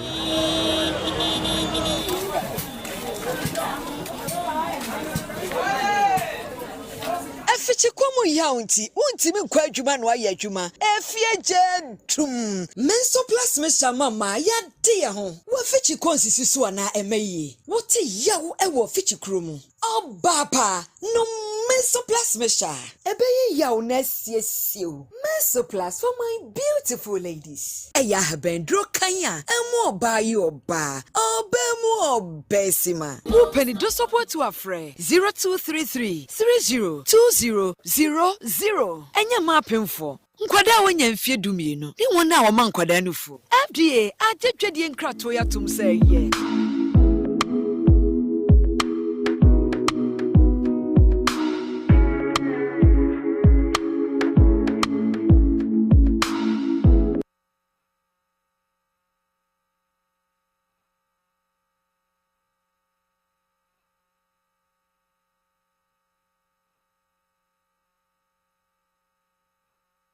One of the lowest tax to GDP ratios of any country in West Africa and of an equivalent economy.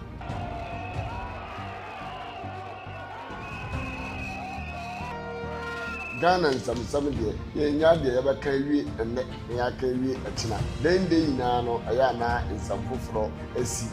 Accra residents were grappling with flash flooding on Tuesday after heavy rain hit the Ghanaian capital overnight.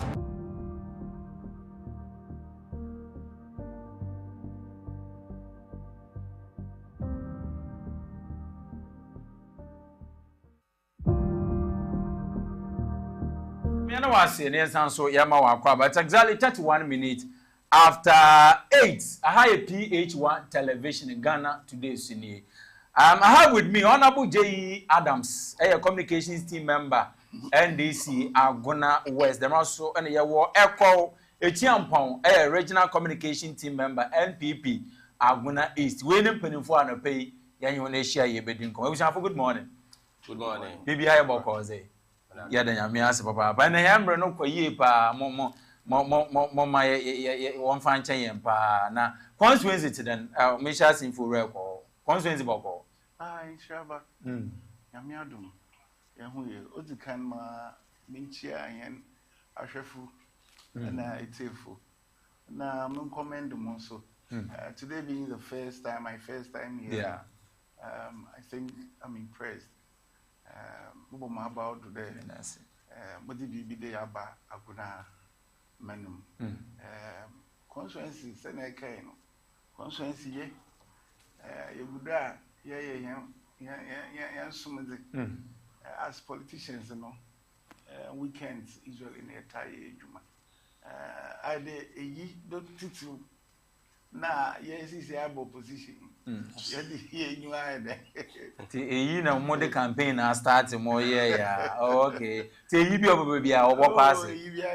Oh, okay. And no more strategy, you power, more starting.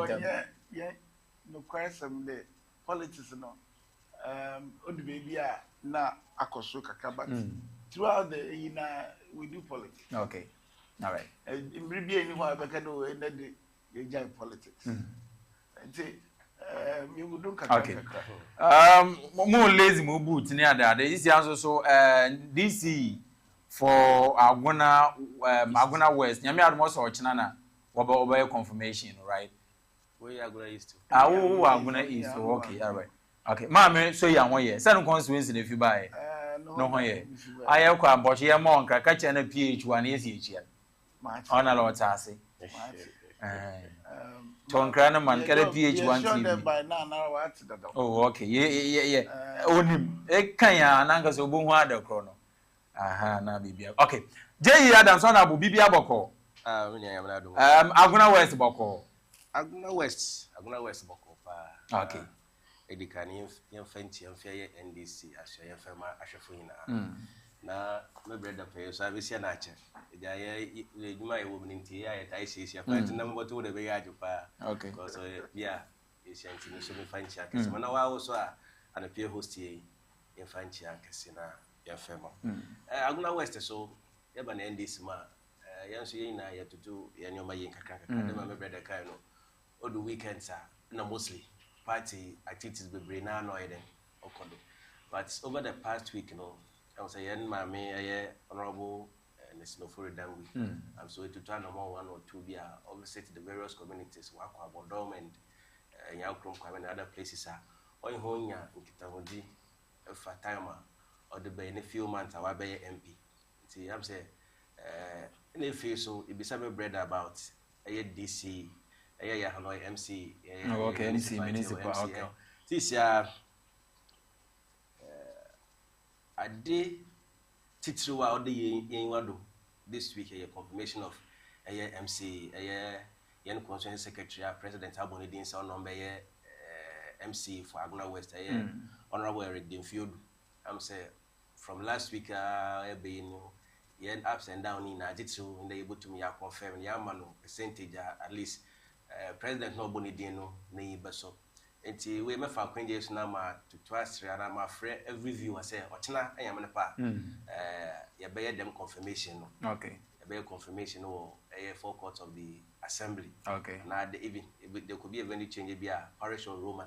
In time, the pure here be an or welcome to. Is PH-ONETV invited? PH-1, yeah, I mean, area, the only TV station or how many. But movie, I'm on my answer, one can ye, na preparation. Very good, whatever it is. I was some small, but I'm very present more common life. At least now, for so day, yes, so I'm this time, yes, I land, yes, TV station. Alternate will be there. Sure. Whether rain or shine will be there, depending on. Depending on my okay. Okay.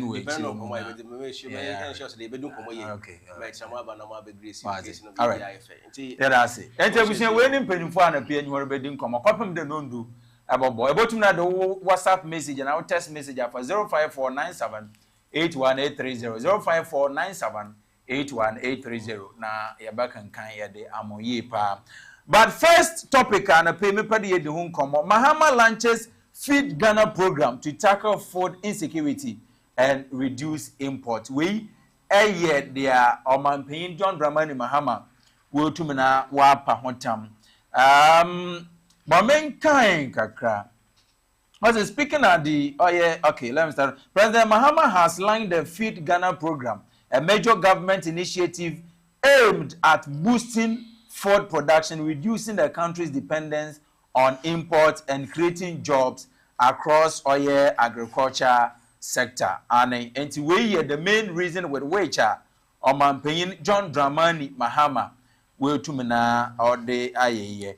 But me uncle share oil video na bra Oman Payne John Dramani Mahama or kasa ewo oil lunch no na se na ye kokohwe na ye kokote ba afei na ye den kwamotwetwe no ye tumena yeah, the Ashisha Kama and we are hoping and believing say this project it will go a long way to oil benefit Ghana. And if the video is ready, I am going to go ahead and then come out here.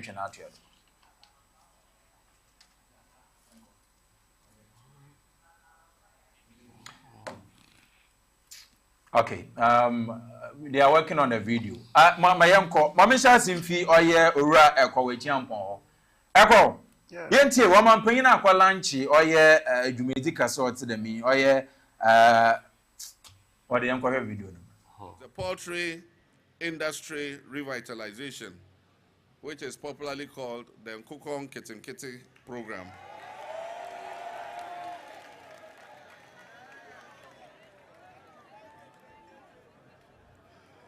And I know that the Poultry Farmers Association are very strongly represented here. I've seen my friend Boris B and his members clapping when I said Nkukong Kitinkiti.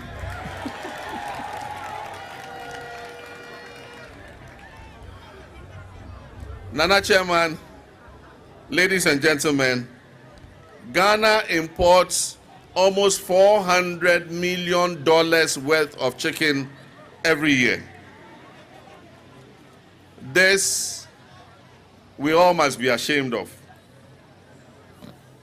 Our poultry farm to table project, popularly referred to as the Nkukong Kitinkiti program, which is going to be implemented in collaboration with the Poultry Farmers Association, will support hatcheries, feed mills, veterinary services, and poultry processing centers. This year, we're going to register 50 anchor farmers who will be supported to produce 4 million beds, which will be equivalent to 10,000 metric tons of chicken. Additionally, a supplementary program would involve the registration of 55,000 households across this country. And each of these 55,000 households are going to produce 500 beds every year. We believe that this will rear over 1 million beds and thereby improve the incomes of women and their nutrition of their children. The Feed Ghana program is our flagship initiative. It is a strategic umbrella under which all agricultural projects and interventions will be executed. It is anchored on deliberate actions to increase food production, promote modern farm practices, strengthen infrastructure, and develop agro-industrial zones across the length and breadth of Ghana. We're going to encourage not only households and communities to grow vegetables like tomatoes, pepper, garden eggs, and thereby reducing household food costs and increasing self-reliance, but we're also going to encourage institutions such as senior high schools with available lands to be supported to venture into crop production and livestock farming. And so all our schools that have land available, you are going to use some of that land for agricultural purposes. You grow vegetables to improve the food of the students in their kitchen. I'm saying, way, your man Penny John Dramani Maham. Echo, my young quick one, a young call, my 15 minutes in the ending come on, or Feed Ghana program on man Penny lunch, yen home come on 15 minutes. Yo, Shaba, Medasi, na Mitchia Yanasha for you. It's a good morning, it's a great morning to see my friend Adams. So I share in Japan because I share bantan into there meeting other people. And Obaya na Miss Meminyaji because Bishop Bidumana de Yerokuntoko. Interestingly, me pede yesterday adia Omampin a year. I ended on last Friday. To be Friday, no. Friday, Saturday rather. Saturday, okay. Read the portion of your script, no. It can be the baby nursing, creation of jobs at a certain point. Yeah, across the agriculture-related sectors. Agriculture-related sectors. But you're in a planting for food and jobs. Difference of me about it. And it is a one actually because I want to planting for food and jobs by comparatively to this, and it is up to you to differentiate. Yeah, there's a reason why I may be sad them questioning. I'm premising now planting for food and jobs. Is it working? And who you do? And who you do? Let's say nya be munti to get there. They be said that the date work. It worked. It worked I mean to an extent. You see, how na me the main argument me pay them the start. You see. Adams, in that the community, in the sense, Shaba, for us politicians, young mama, Simemufuno, where expectations are very high of us. Now, the question is development or a process. If you on your idea, Osi, overnight. It takes time for it to happen. Young politicians need Ghana for any problems. Name how you to mind you solve our problems. No question is why you pay solve problems no. And we day by the end of the day no problem no you solve the same people near solve them problem na problem is why you solving the same problem. We all know the problem. One, creating jobs through the agricultural food chain, as I'm gonna say, supply chain. Moreover, no, they meet domestic consumption. CCI the aquasrum, as I'm gonna say. We know all these things. Now, no question there. Solution no, aim but overnight. It will take time. policies are yet back over the periods, you know, yet back to mitigate the what? The problem at some point. But in Kakran, so you grow the agro sector. As I'm gonna say, yeah, by the friend then planting for food and jobs, right? Planting for food and jobs, by now, your car day, yeah, offending one district, one factory. The essence of doing that was to look at the various districts, you know, and the resources available in terms of the agri sector. Yeah. Now, the ones are able to make the boost one production. Send industrialize the sector so as well. As I'm gonna say. Now, as a hurricane needing concrete, the same thing. And they feed the domestic consumption sabi akosho over the years. In the poultry farmers be cremo. Now so nkukọ awo ye na so yen e ma de ye kra nkukọ fi abrochi ye de eba ye nim problems no kwanya awo fa de solve so ye nim. So why are we not doing it? If we know the problem and we know how to solve it, why then are we solving it? And I'm catch a development process. Problem that they solve, but you not see the result overnight. Until we feel there, a hundred and young politicians, you know, oh the baby are, na young, yeah, boy, they are more the politics in the room. Yeah, the politics in the room. It's the papa people now. Osimesi ya yes and yede. And with the NDC, or come planting for food and job, no one or send a poto. Sisi ankamusu maedem here in there. Only the abe nangu konko ticket. Or started there, or the policy in the background, and them started them. Okay. Eco market, cost of wire a ban, our market not then. Oh, was so. Oh, was so very well. Oh, was so. But you introduce food, planting for food and jobs. If I remember, more the first phase by most and the second one by, I don't know, it's a third one by Answer Movie Power. And a movie power is so barely bear 4 months, Yani. So if you are saying said the cost of oil is ban akosora, then planting for food and jobs, you know, okusi then. Only it's ban per se it's ban would be an or habim na. Imde it's ban be brain crown ebia ye import. Adam kana na de bia ye kadamasemi nansing and this one per se beka. You can't about COVID na impact on the global economy. As I'm gonna say, say if the supply chain here, say imported those prior to COVID, na imported your friend a 40-feet container here.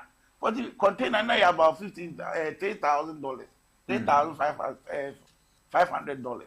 In the container crew, a 40-feet no, here it's about $14,000, $15,000, which means the cost of even importing container cost about 5-fold. So we do import more, right? We do import more. No question you boost up local production. Ain't yeah, and kakra, NDC the biaba, MPP the biaba, your politics in tea, Obiari bia na ye condemn. Yara, yeah, didn't sound so yes, by now, we should be reducing food importation. Any other, we should be reducing it because the motive with which are buying the planting for food and jobs and buy and say, you be reduce the importation. You know, na yankasa locally, no, ye to ya yankasa ya de yanko import. But if we are still importing food from baby there, but then what that is not going to be overnight. Yeah, but at least, but if the rate at which I am importing are high. Expectations of the Ghanaian were very high. Someone wants some more content and also my expectation. How this is my friend there. A Kakrenti, meaning or not, as well, we can answer. Sir, since they have the opportunity, sir, what mama the expectations of Ghanaians. I am measured because say Ghana fu sisi I dey say NDC we about what to ma say NDC man sisi muna so e mi ko kan abaka dey bia me pon yiye wo ko ne se ne awo ko yala as I'm gonna say we be 4 years and now on 5 in town so the bibi account for nebia are very insignificant me pedenka what the big count send ya Ghana for benya regime or young politicians mo say yen ye di development ye de yetiba as I'm gonna say na oya ye de yara ye di development ye de ba no yara kwesa yemu ye ho abomfia cause ya za instead of say nke ye be encourage it me for mo we so mu den na ye ye no rather no we are looking at kwanya ye be den ye be mo no na do ye na den esi di trade and the program here or man paying their be no they is not going to do it or they will not add anything to it, right? No, man, oh, it will definitely add something to it. The only thing is say expectations there.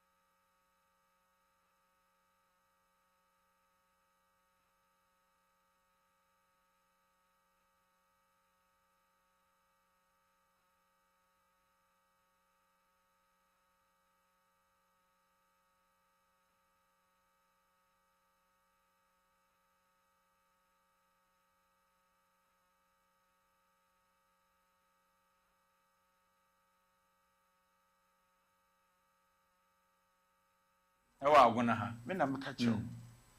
Wara ya potem kwa akwan. Bebre na huntuma. Bebre akra ya na ya say abem kwan. Inna ya da ni nara karo kwan. As sabi what the mbeba na what the some beauty me na ide. Atudo. Atam kana say.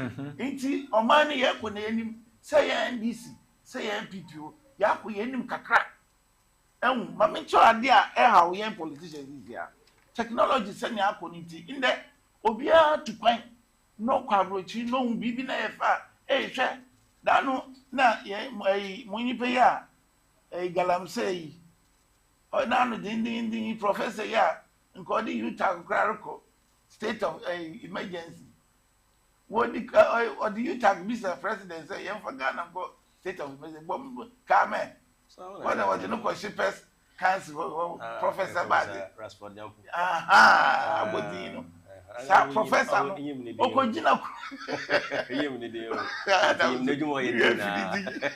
but mama come asem professor okojina brochi na asem there onhwe mo senia height for ye fe ni we free say so man na ogina mu no o man we be 300-400 years and what started one development, you know, na said the boy will cry and two meeting. Inti make the development a process, you know. Me pede me chow say, yes is our kind of so. Ye won yama ede yes na ye come mind no be 2 point ebe di baby. Ye to me free per I say a policy mojaba. Yan fat through the process what for ye develop ebe di baby never say I don't want to planting for food and jobs, you know, or the bread Ghana. Because if I remember the back one, na mekai paya brother. It's go to a time videos maybe by then our Greek minister, President Nadamfi. Akuto say, oh, when a planting for food and jobs, bro, dear baby, near the wood channel or demba. Only near them, apart from all your demo brother, no, so now. Planting for food and jobs was working, but lady ban so how different is it going to be from they are Mampenyi Muhammad. Who impact immediately, no, and sure.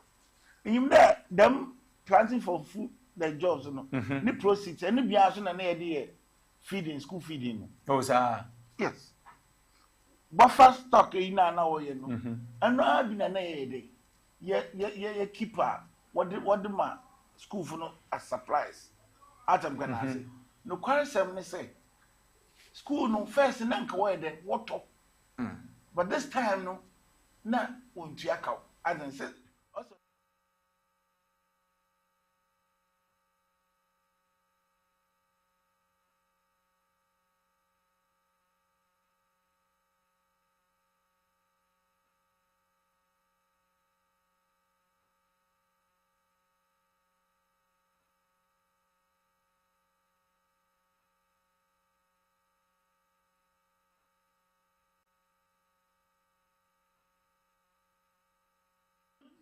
Enti market ayekwa ediban no boye den abi nyu ho mo kakra bi wo maka it is as a result of say school feeding no maybe school feeding no enu nti because ediban na obaba ni nyina no me gbodua e benya ni nyina instead say bi oboko market em webu em no bo na akofo no what the question free free school feeding me say enu so ka we contributive enti na o man yama na no boye den wo market at that time but me fa na that one cho in there o man we mu wo ka ya si ma Omaya export by Ghana.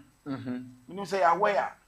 Yeah, export by in the whole world, we are the leading exporter of bread. Okay. Now, and then I market I export because exporter one hour export goods in Wofu say Sikana will be no foreign currency. About those Sanchez say what they Ghana. Exactly. And it is very bad.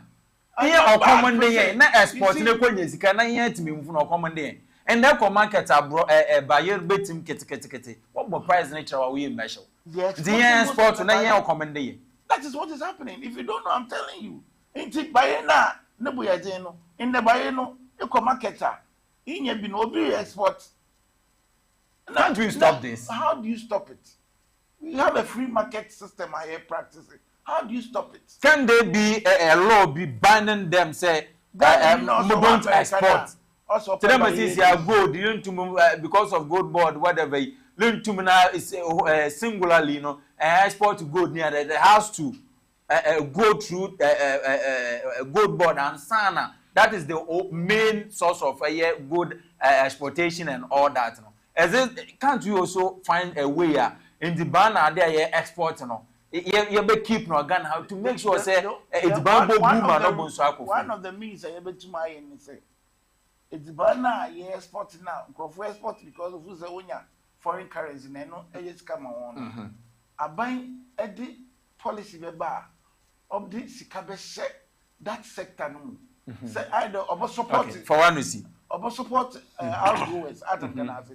Senior so support one sabi one kawa what the question eduma no mu no what ton kakra bi at least obi abenya bia den ato na nya say che the export no when you check it answer we say ade a wo ye den eduma wo ye no ato no ka okay minim say mameka na ato me too enti ana meka no me mpeda me ne tintin we should be measured in our expectations me too no fu because and yes 4 years beba Ghana food when okay nia senior workers planting for food and job won hu hwe na emi me hu bibi kakra ba wo say hu hwe dia me sure that ibisa Ghana ni bia okay so it was effective in a nutshell the planting for food and job by then party it was effective as we Ghanaians were expecting. It was effective but probably our expectations were you gave us a false hope. Not necessarily that. We did not. I'm saying Ghanaians and Gasa were expectations are high and it should be measured. Dependent on what you told us. Not necessarily. Because the movement of Obimbe your high expectation, it is dependent on what somebody has told him. I've just told you, sir. In Yamabi accommodate to that. 1 year globalization and technology. Obijina brochi, where can BBC and now broaching on him foundation our build on now. Okay. Immediately, those things are able to come in hand. All right. It take us time. Well, Atom can answer. Iti mama ka won ni. Okay. Program na is that President wa ba launch. But won say wa can send bi dada ma etia a similar program that was being run. Na ebeya won sere won ya no no na ye kasa ye so ye nse ne ma won na ye na Ghana fo no ye ma me den embe ye ha wo man mi wa na echiampon eyi what the ben e ade anka be fanka baby fire your flagship program yeah na wo waka program na ye launch keke we implement it no wa launch the possibility that we by implementing yes it e kada be say na e hu ha wa be say na me kada no was say am another term so anti yamana another term na SAM president a wetwem koya dem na Ghana for ye den ye no cause oba is not also goodwill pa inti Ghana for bebre institutions are prior to 2016 2015 2014 were so vocal on the first Mahama administration no ebo hu a MPP na na do oba no we tone it down because na that kind of expectation was high based on more first time no expectation was high just like this I'm enjoy oh na yeah the expectation no higher I was say high because we mama why that what I say into the say this time so no obutuma yema bro mo in the first time no eti I don't know mommy project go oh mama so Orí àwọn ọmọ about allow morning fruit ma don kare kasa no ye na ma ma mo ni mo ho da mo de yanko yes o so kasa na ma ye di why na ma respond to me no mic no very good it know planting for food and jobs by okada ye end this 4 years say na you spoke against it, right? But not from the onset. It was after I implemented the programming. There's a yes can war 2 keke. Do we more start in terms of oh, we on criticize this. Is your Rosses or Castle or criticize them so program na way yeah launching boom, but they implement the workers or be criticized because no result never man now to work criticize and that's workers so I do the way they are going. But see the kind of criticizer, no me why they all criticize. But planting for food and jobs see. For man ample time. Emma mo baby we what's we first phase? What's we launch second phase? Ni na na Ghana ha no. Na me brother okay there. Enyama no bo cost because the Dubai no mostly were exports. Well, share them analogy. Share Brody ana ye ka ho asemi. Enyima dia oyema. Then a great minister, Onankaso Kofa track, Okosia Brody fee villages or Dubai. No, what's a brother no boy. Despite say plenty of food and jobs, no one more also point there. Ghana food, Simon Funa or no one will feel the heat in the system. What's a Dubano boy? Where's was a derby? Plenty of food and jobs, these are statistics. You way into the Dubano boy. It's for the government to look good and for the ministers also to look good in it. Onankasa Odoko villages, no Koto Brodugu, articulate what the best thing. I saw broad and Okofa Bokrasa would be. It was planted. And yes, Okoya and Okofa you. It's one initiative, planting for food and job initiative. No, and a was Bama Waka Okofa the now the Ghana so on young crancoting. So if across the country, maybe I could the banner boyadin. Now so on your the banner boyadin, but ebia market women and other farmers no nti ekofa nyamana de bugun kran what of ya wo so edura no what of ya water na ja ha no na nyamana boyadin wa ha still na se the banner kwa yi bi ana ana ka bare na semi my sisters mi wato mai etu de be me kwata won tena me sister bare we ya he otumbo bare 70 Ghana 50 Ghana 40 Ghana na me ya be se nti me to bare no kotin 50 Ghana na me kwa me dem manu medi no asra us okuku na we your rough that man just recently 2 weeks time mobile baby 2 weeks time men cat that edibano se ne boyezi na enye na bi ni wonti na ne boyezi edibano wo hodi ba ne boyezi but the years you now see you say adibi obobu bia no bo na yafu right tomatoes ba ya wa tomato season and the tomato season ni do I market cry time me brother no price no be boy for na o ka bi say ye wo a free economy. Now, in a free economy, also, there are some variables will determine price, which is demand and supply. Sure. If there is more supplier, no matter how my able export alcohol, if supply is higher, there will be an effect on the price, no matter what. It's then can be because of export. Now, with the demand in alcohol, Britain higher time on the head. It's what one did to say, Yakade, a policy, no. Some aspects of it. Inflation, so other factors. Inflation. Inflation, no, on its own. There are certain other factors we now also where what cause inflation. There are certain factors we also cause inflation. The inflation, like or two baby and what, but the inflation. Maybe normal. There are certain things we push. But Nina one of the factors. Nina economic factors. So if the economic conditions are right, there was a time, Bank of Ghana, why one monetary policy, Kakribia was a yacht also. But once a them macroeconomic variables, they relate to each other. It was a bit more of a cost, be being or a positive way now cost. But go there, way before no, now covered all your crew move no, you or an amhanum day. Sometimes I can these things are artificial. You care about what's one or be one or school, one or doctor or vice president, two can know there when doing to. Now all cause plenty of food and jobs, a Dubana would be and do honoma. Mostly no apply secondary schools. Already young couple. Yet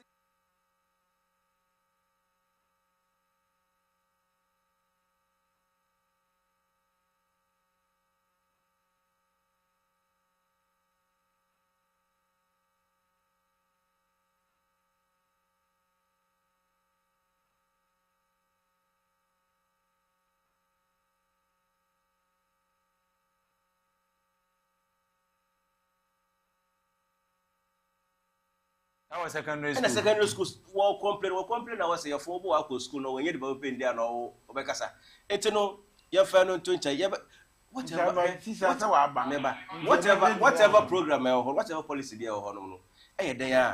There will be some gains. But let me ask you, how different it is from oil planting for food and jobs? More dear, how different it is? My betray see, I don't know some not kind of responding. It's over my brother, my church, and so you didn't. When I'm for you, and I wouldn't extremely know what a policy be about no. There may be some gains. There may be.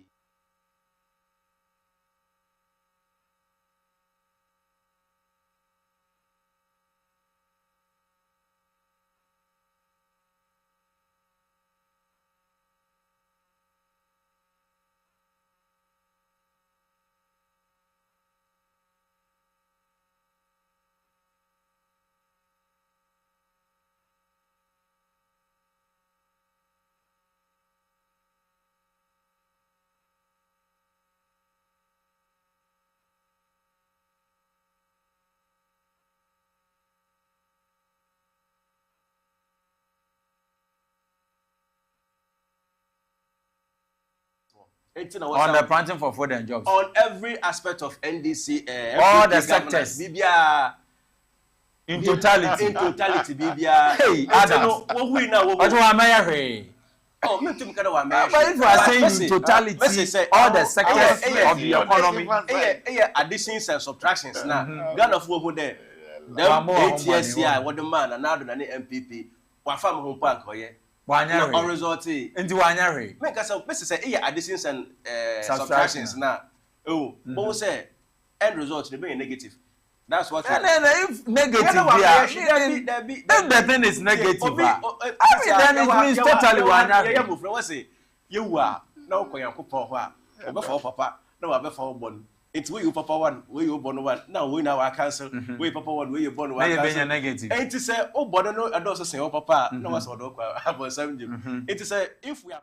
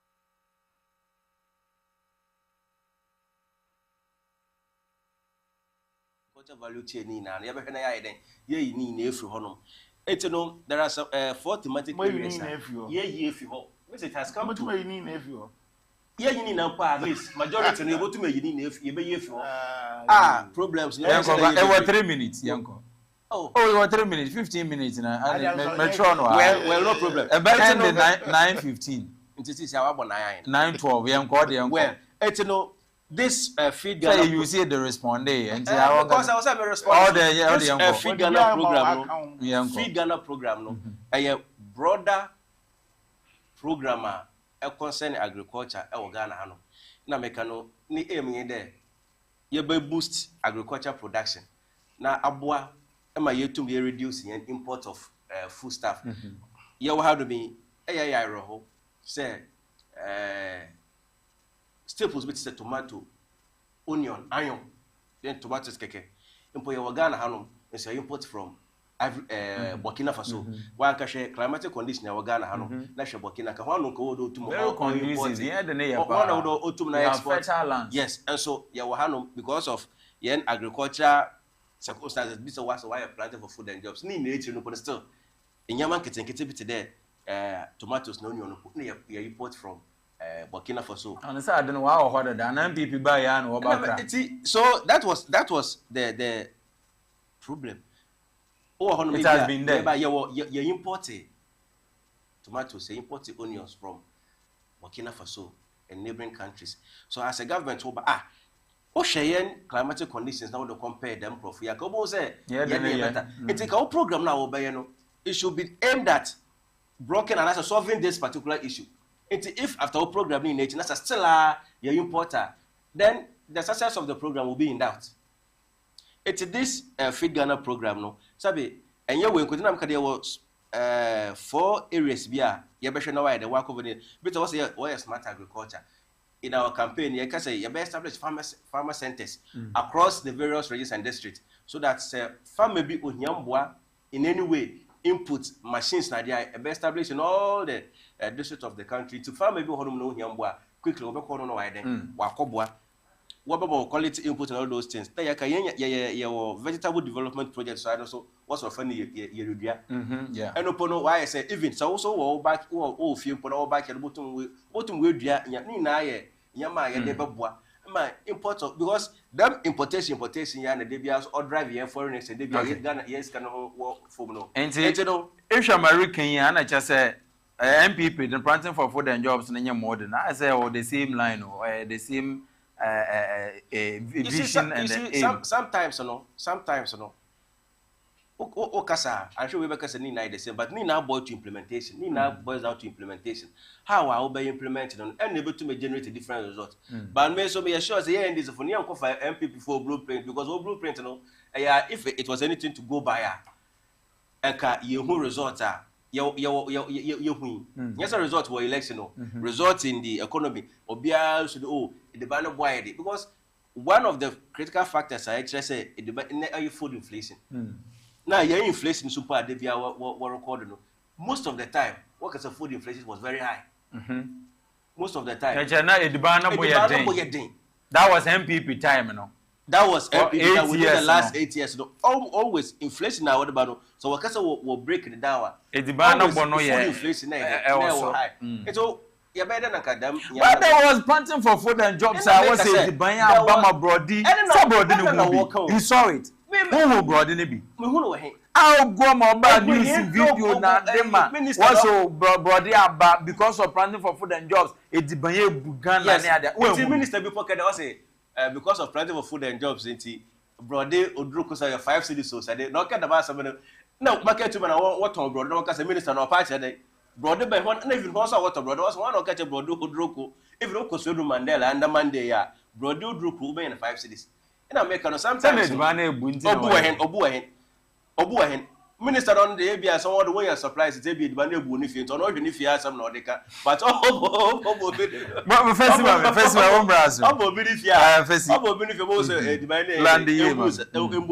it's a kind of Feed Ghana program.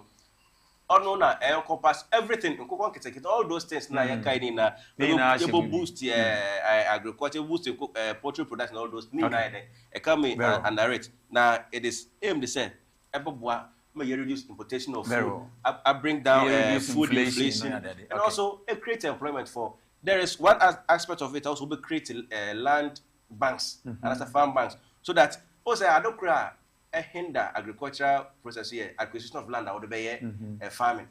I don't say idea hinder, but this time round, you know, yeah, sure, because or your solution oriented, it will create land banks now. Will be on here farm on here our interest of farming now. Then the land is readily available to what they are. Because this initiative, it comes with a cost. Because if you want to improve or human as a food security. Resource in terms of fertilizer, in terms of irrigation, and other stuff. Baba kind of try what be now farmers will fertilizer because fertilizer in the previous NDC administration. No one fertilizer is free for cocoa farmers. Okay, that is NDC. NDC time. By NPP buy one map fertilizer. One map fertilizer what away. What Tom fertilizer one farm make you fun. Hey Adams. Papa not on evidence been no what just same people who buy for the past 8 years. Bisano. One map farm beer fertilizer. Only Bisano. Way. More 3 minutes of rebuttal. No, I am who can 3 minutes. The next topic. 3 minutes of rebuttal. But catch and say, I jump on the policy. What's no offending. Operation feed yourself. Operation feed yourself. That can be said in Ghana population. You see, NBC for Missy, your opportunity say, over Mama Ghana for my expectations. I am measured. The day baby no, I'm a Ghana for a high one expectations. Operation feed yourself, that time Ghana population. In the year 32 million. And yes, subsistence farming. Near the feed your mind is here. Since you per day, you feed your money, my young Toyota Zema. A bin 1 year, Ukraine and Egypt and Adoyana. There should be a deliberate policy. And yet, the deliberate policy. I mean, to harm a pan and a coffin. Everywhere, deliberate policy. You see, our growers, what you do is say, know the data of them, consistently give them support, ever increase one production. Atam kana say and yet there ye bia there obia bia o ti na so obia ntwitwa asase woni dan echi na me na odi be feed Ghana masa na asase wo dan echi no e fertile obia na obia tomatoes and me high obi ni fie me nya say dem na mko ye abembo o wonyi bia wo fie wura na obotu edua na me fie wura dia hin wa na me nya duo kogom ko Mandela me dem ko bia duo Mandela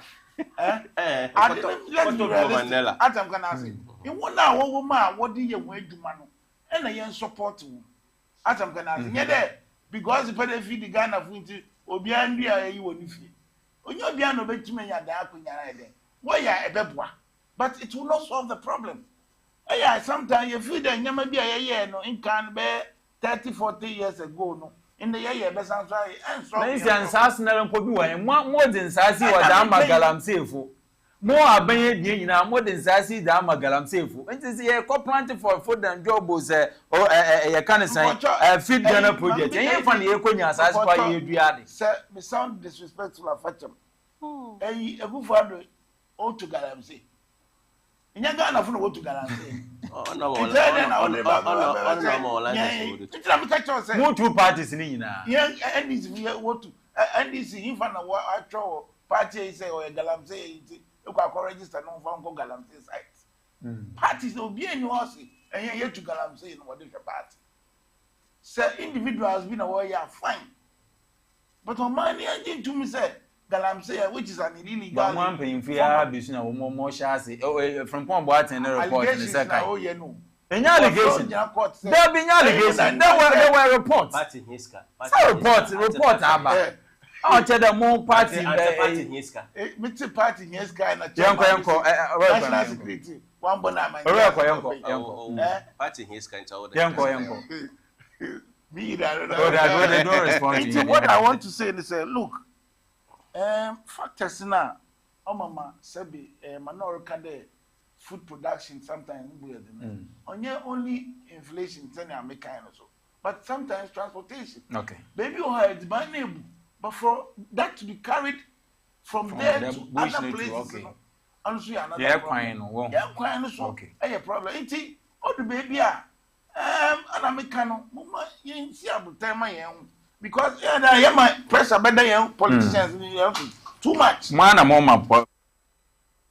And you should be expecting that. Because you didn't say you didn't so you will be on your neck. You make sure the right thing is done. It is gradual, but the people's expectations are high. That is all you should be. Okay. Politicians get the pressure. Very well. But I think Ghana is making gains. Obia with your mind, Marco, no ababiano, or bohum sister. Okay. Yeah, that's it. Very well. Echo a champion and a tenenkano. Now, yeah, second topic. I'll be trying to train in and Yabenina. But my main call, I have not changed my stance on LGBTQ plus bill. Sam George and the other able together, baby Ojina and Ojina. Then MPP are bemuno, Papa so we Gina and LGBTQ akufa the sign near the idea. Ghana folks will be said on sign, one sign, and I wait for power. And the NDC will have power.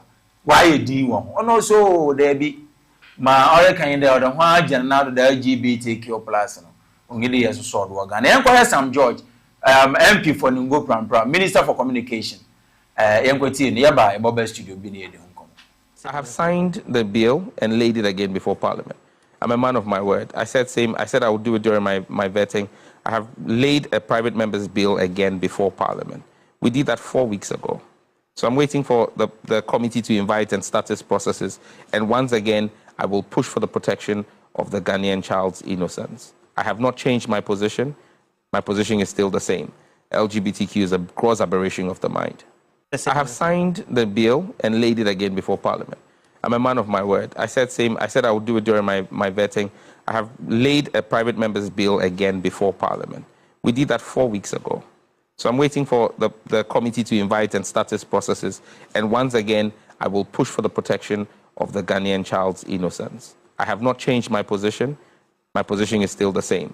LGBTQ is a gross aberration of the mind. Minister for Communication, Sam George and Etenenkano. This time around, women shall see fee or J.E. Adams war. And some people Bubuja were Ghana about LGBTQ plus Manchester protest upon protest near the other. Eventually, NPP is out of power when the president into my sent to the bill. My and to the year, even though I'm Breshabu from the passe. Once 1 year to the president ought to have signed or assent to the bill and signed. But president, due to our court once and being more challenging here near the idea my president in Tumina was unsent. To wash a denka Moabi, by now the Zanka president was signed a dada. Memo 5 to 7 minutes near the Hong Kong. Okay. I'm saying this bill so in the last government he did Hong Kong now. No proponent of the bill, Sam George and a few other MPs be. Now what she can say ensure them proper human sexual rights and Ghanaian family values bill no be passing to law. Now it's so quite was some nyamebia na LGBTQ community no person where there. Whatever Ghana hanom. But okaswa no better more because it seems the president was against that bill. Because which of the president, the current president, ex-president, Nanado, okay, was against the believing. No, they thereby ani nanuma elko through parliament what G to no. Them are okay no. If the sank what transmit what the presidency, my president's why then. Or sign more audio to so diam.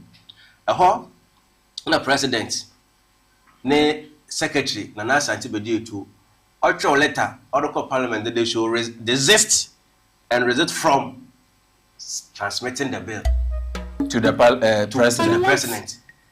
How? On what grounds? The ground. On the grounds. Better known to them. So, one guy said, over submit a bill no their presidency. And say resisting who? Also they should desist. And want you more attempt to pass what the bill. Who should desist? Parliament. Now, what authority does he have to tell Parliament?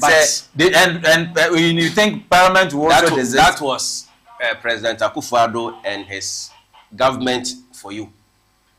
I looked at it from the point of view. So, Ghana we don't want this in our country.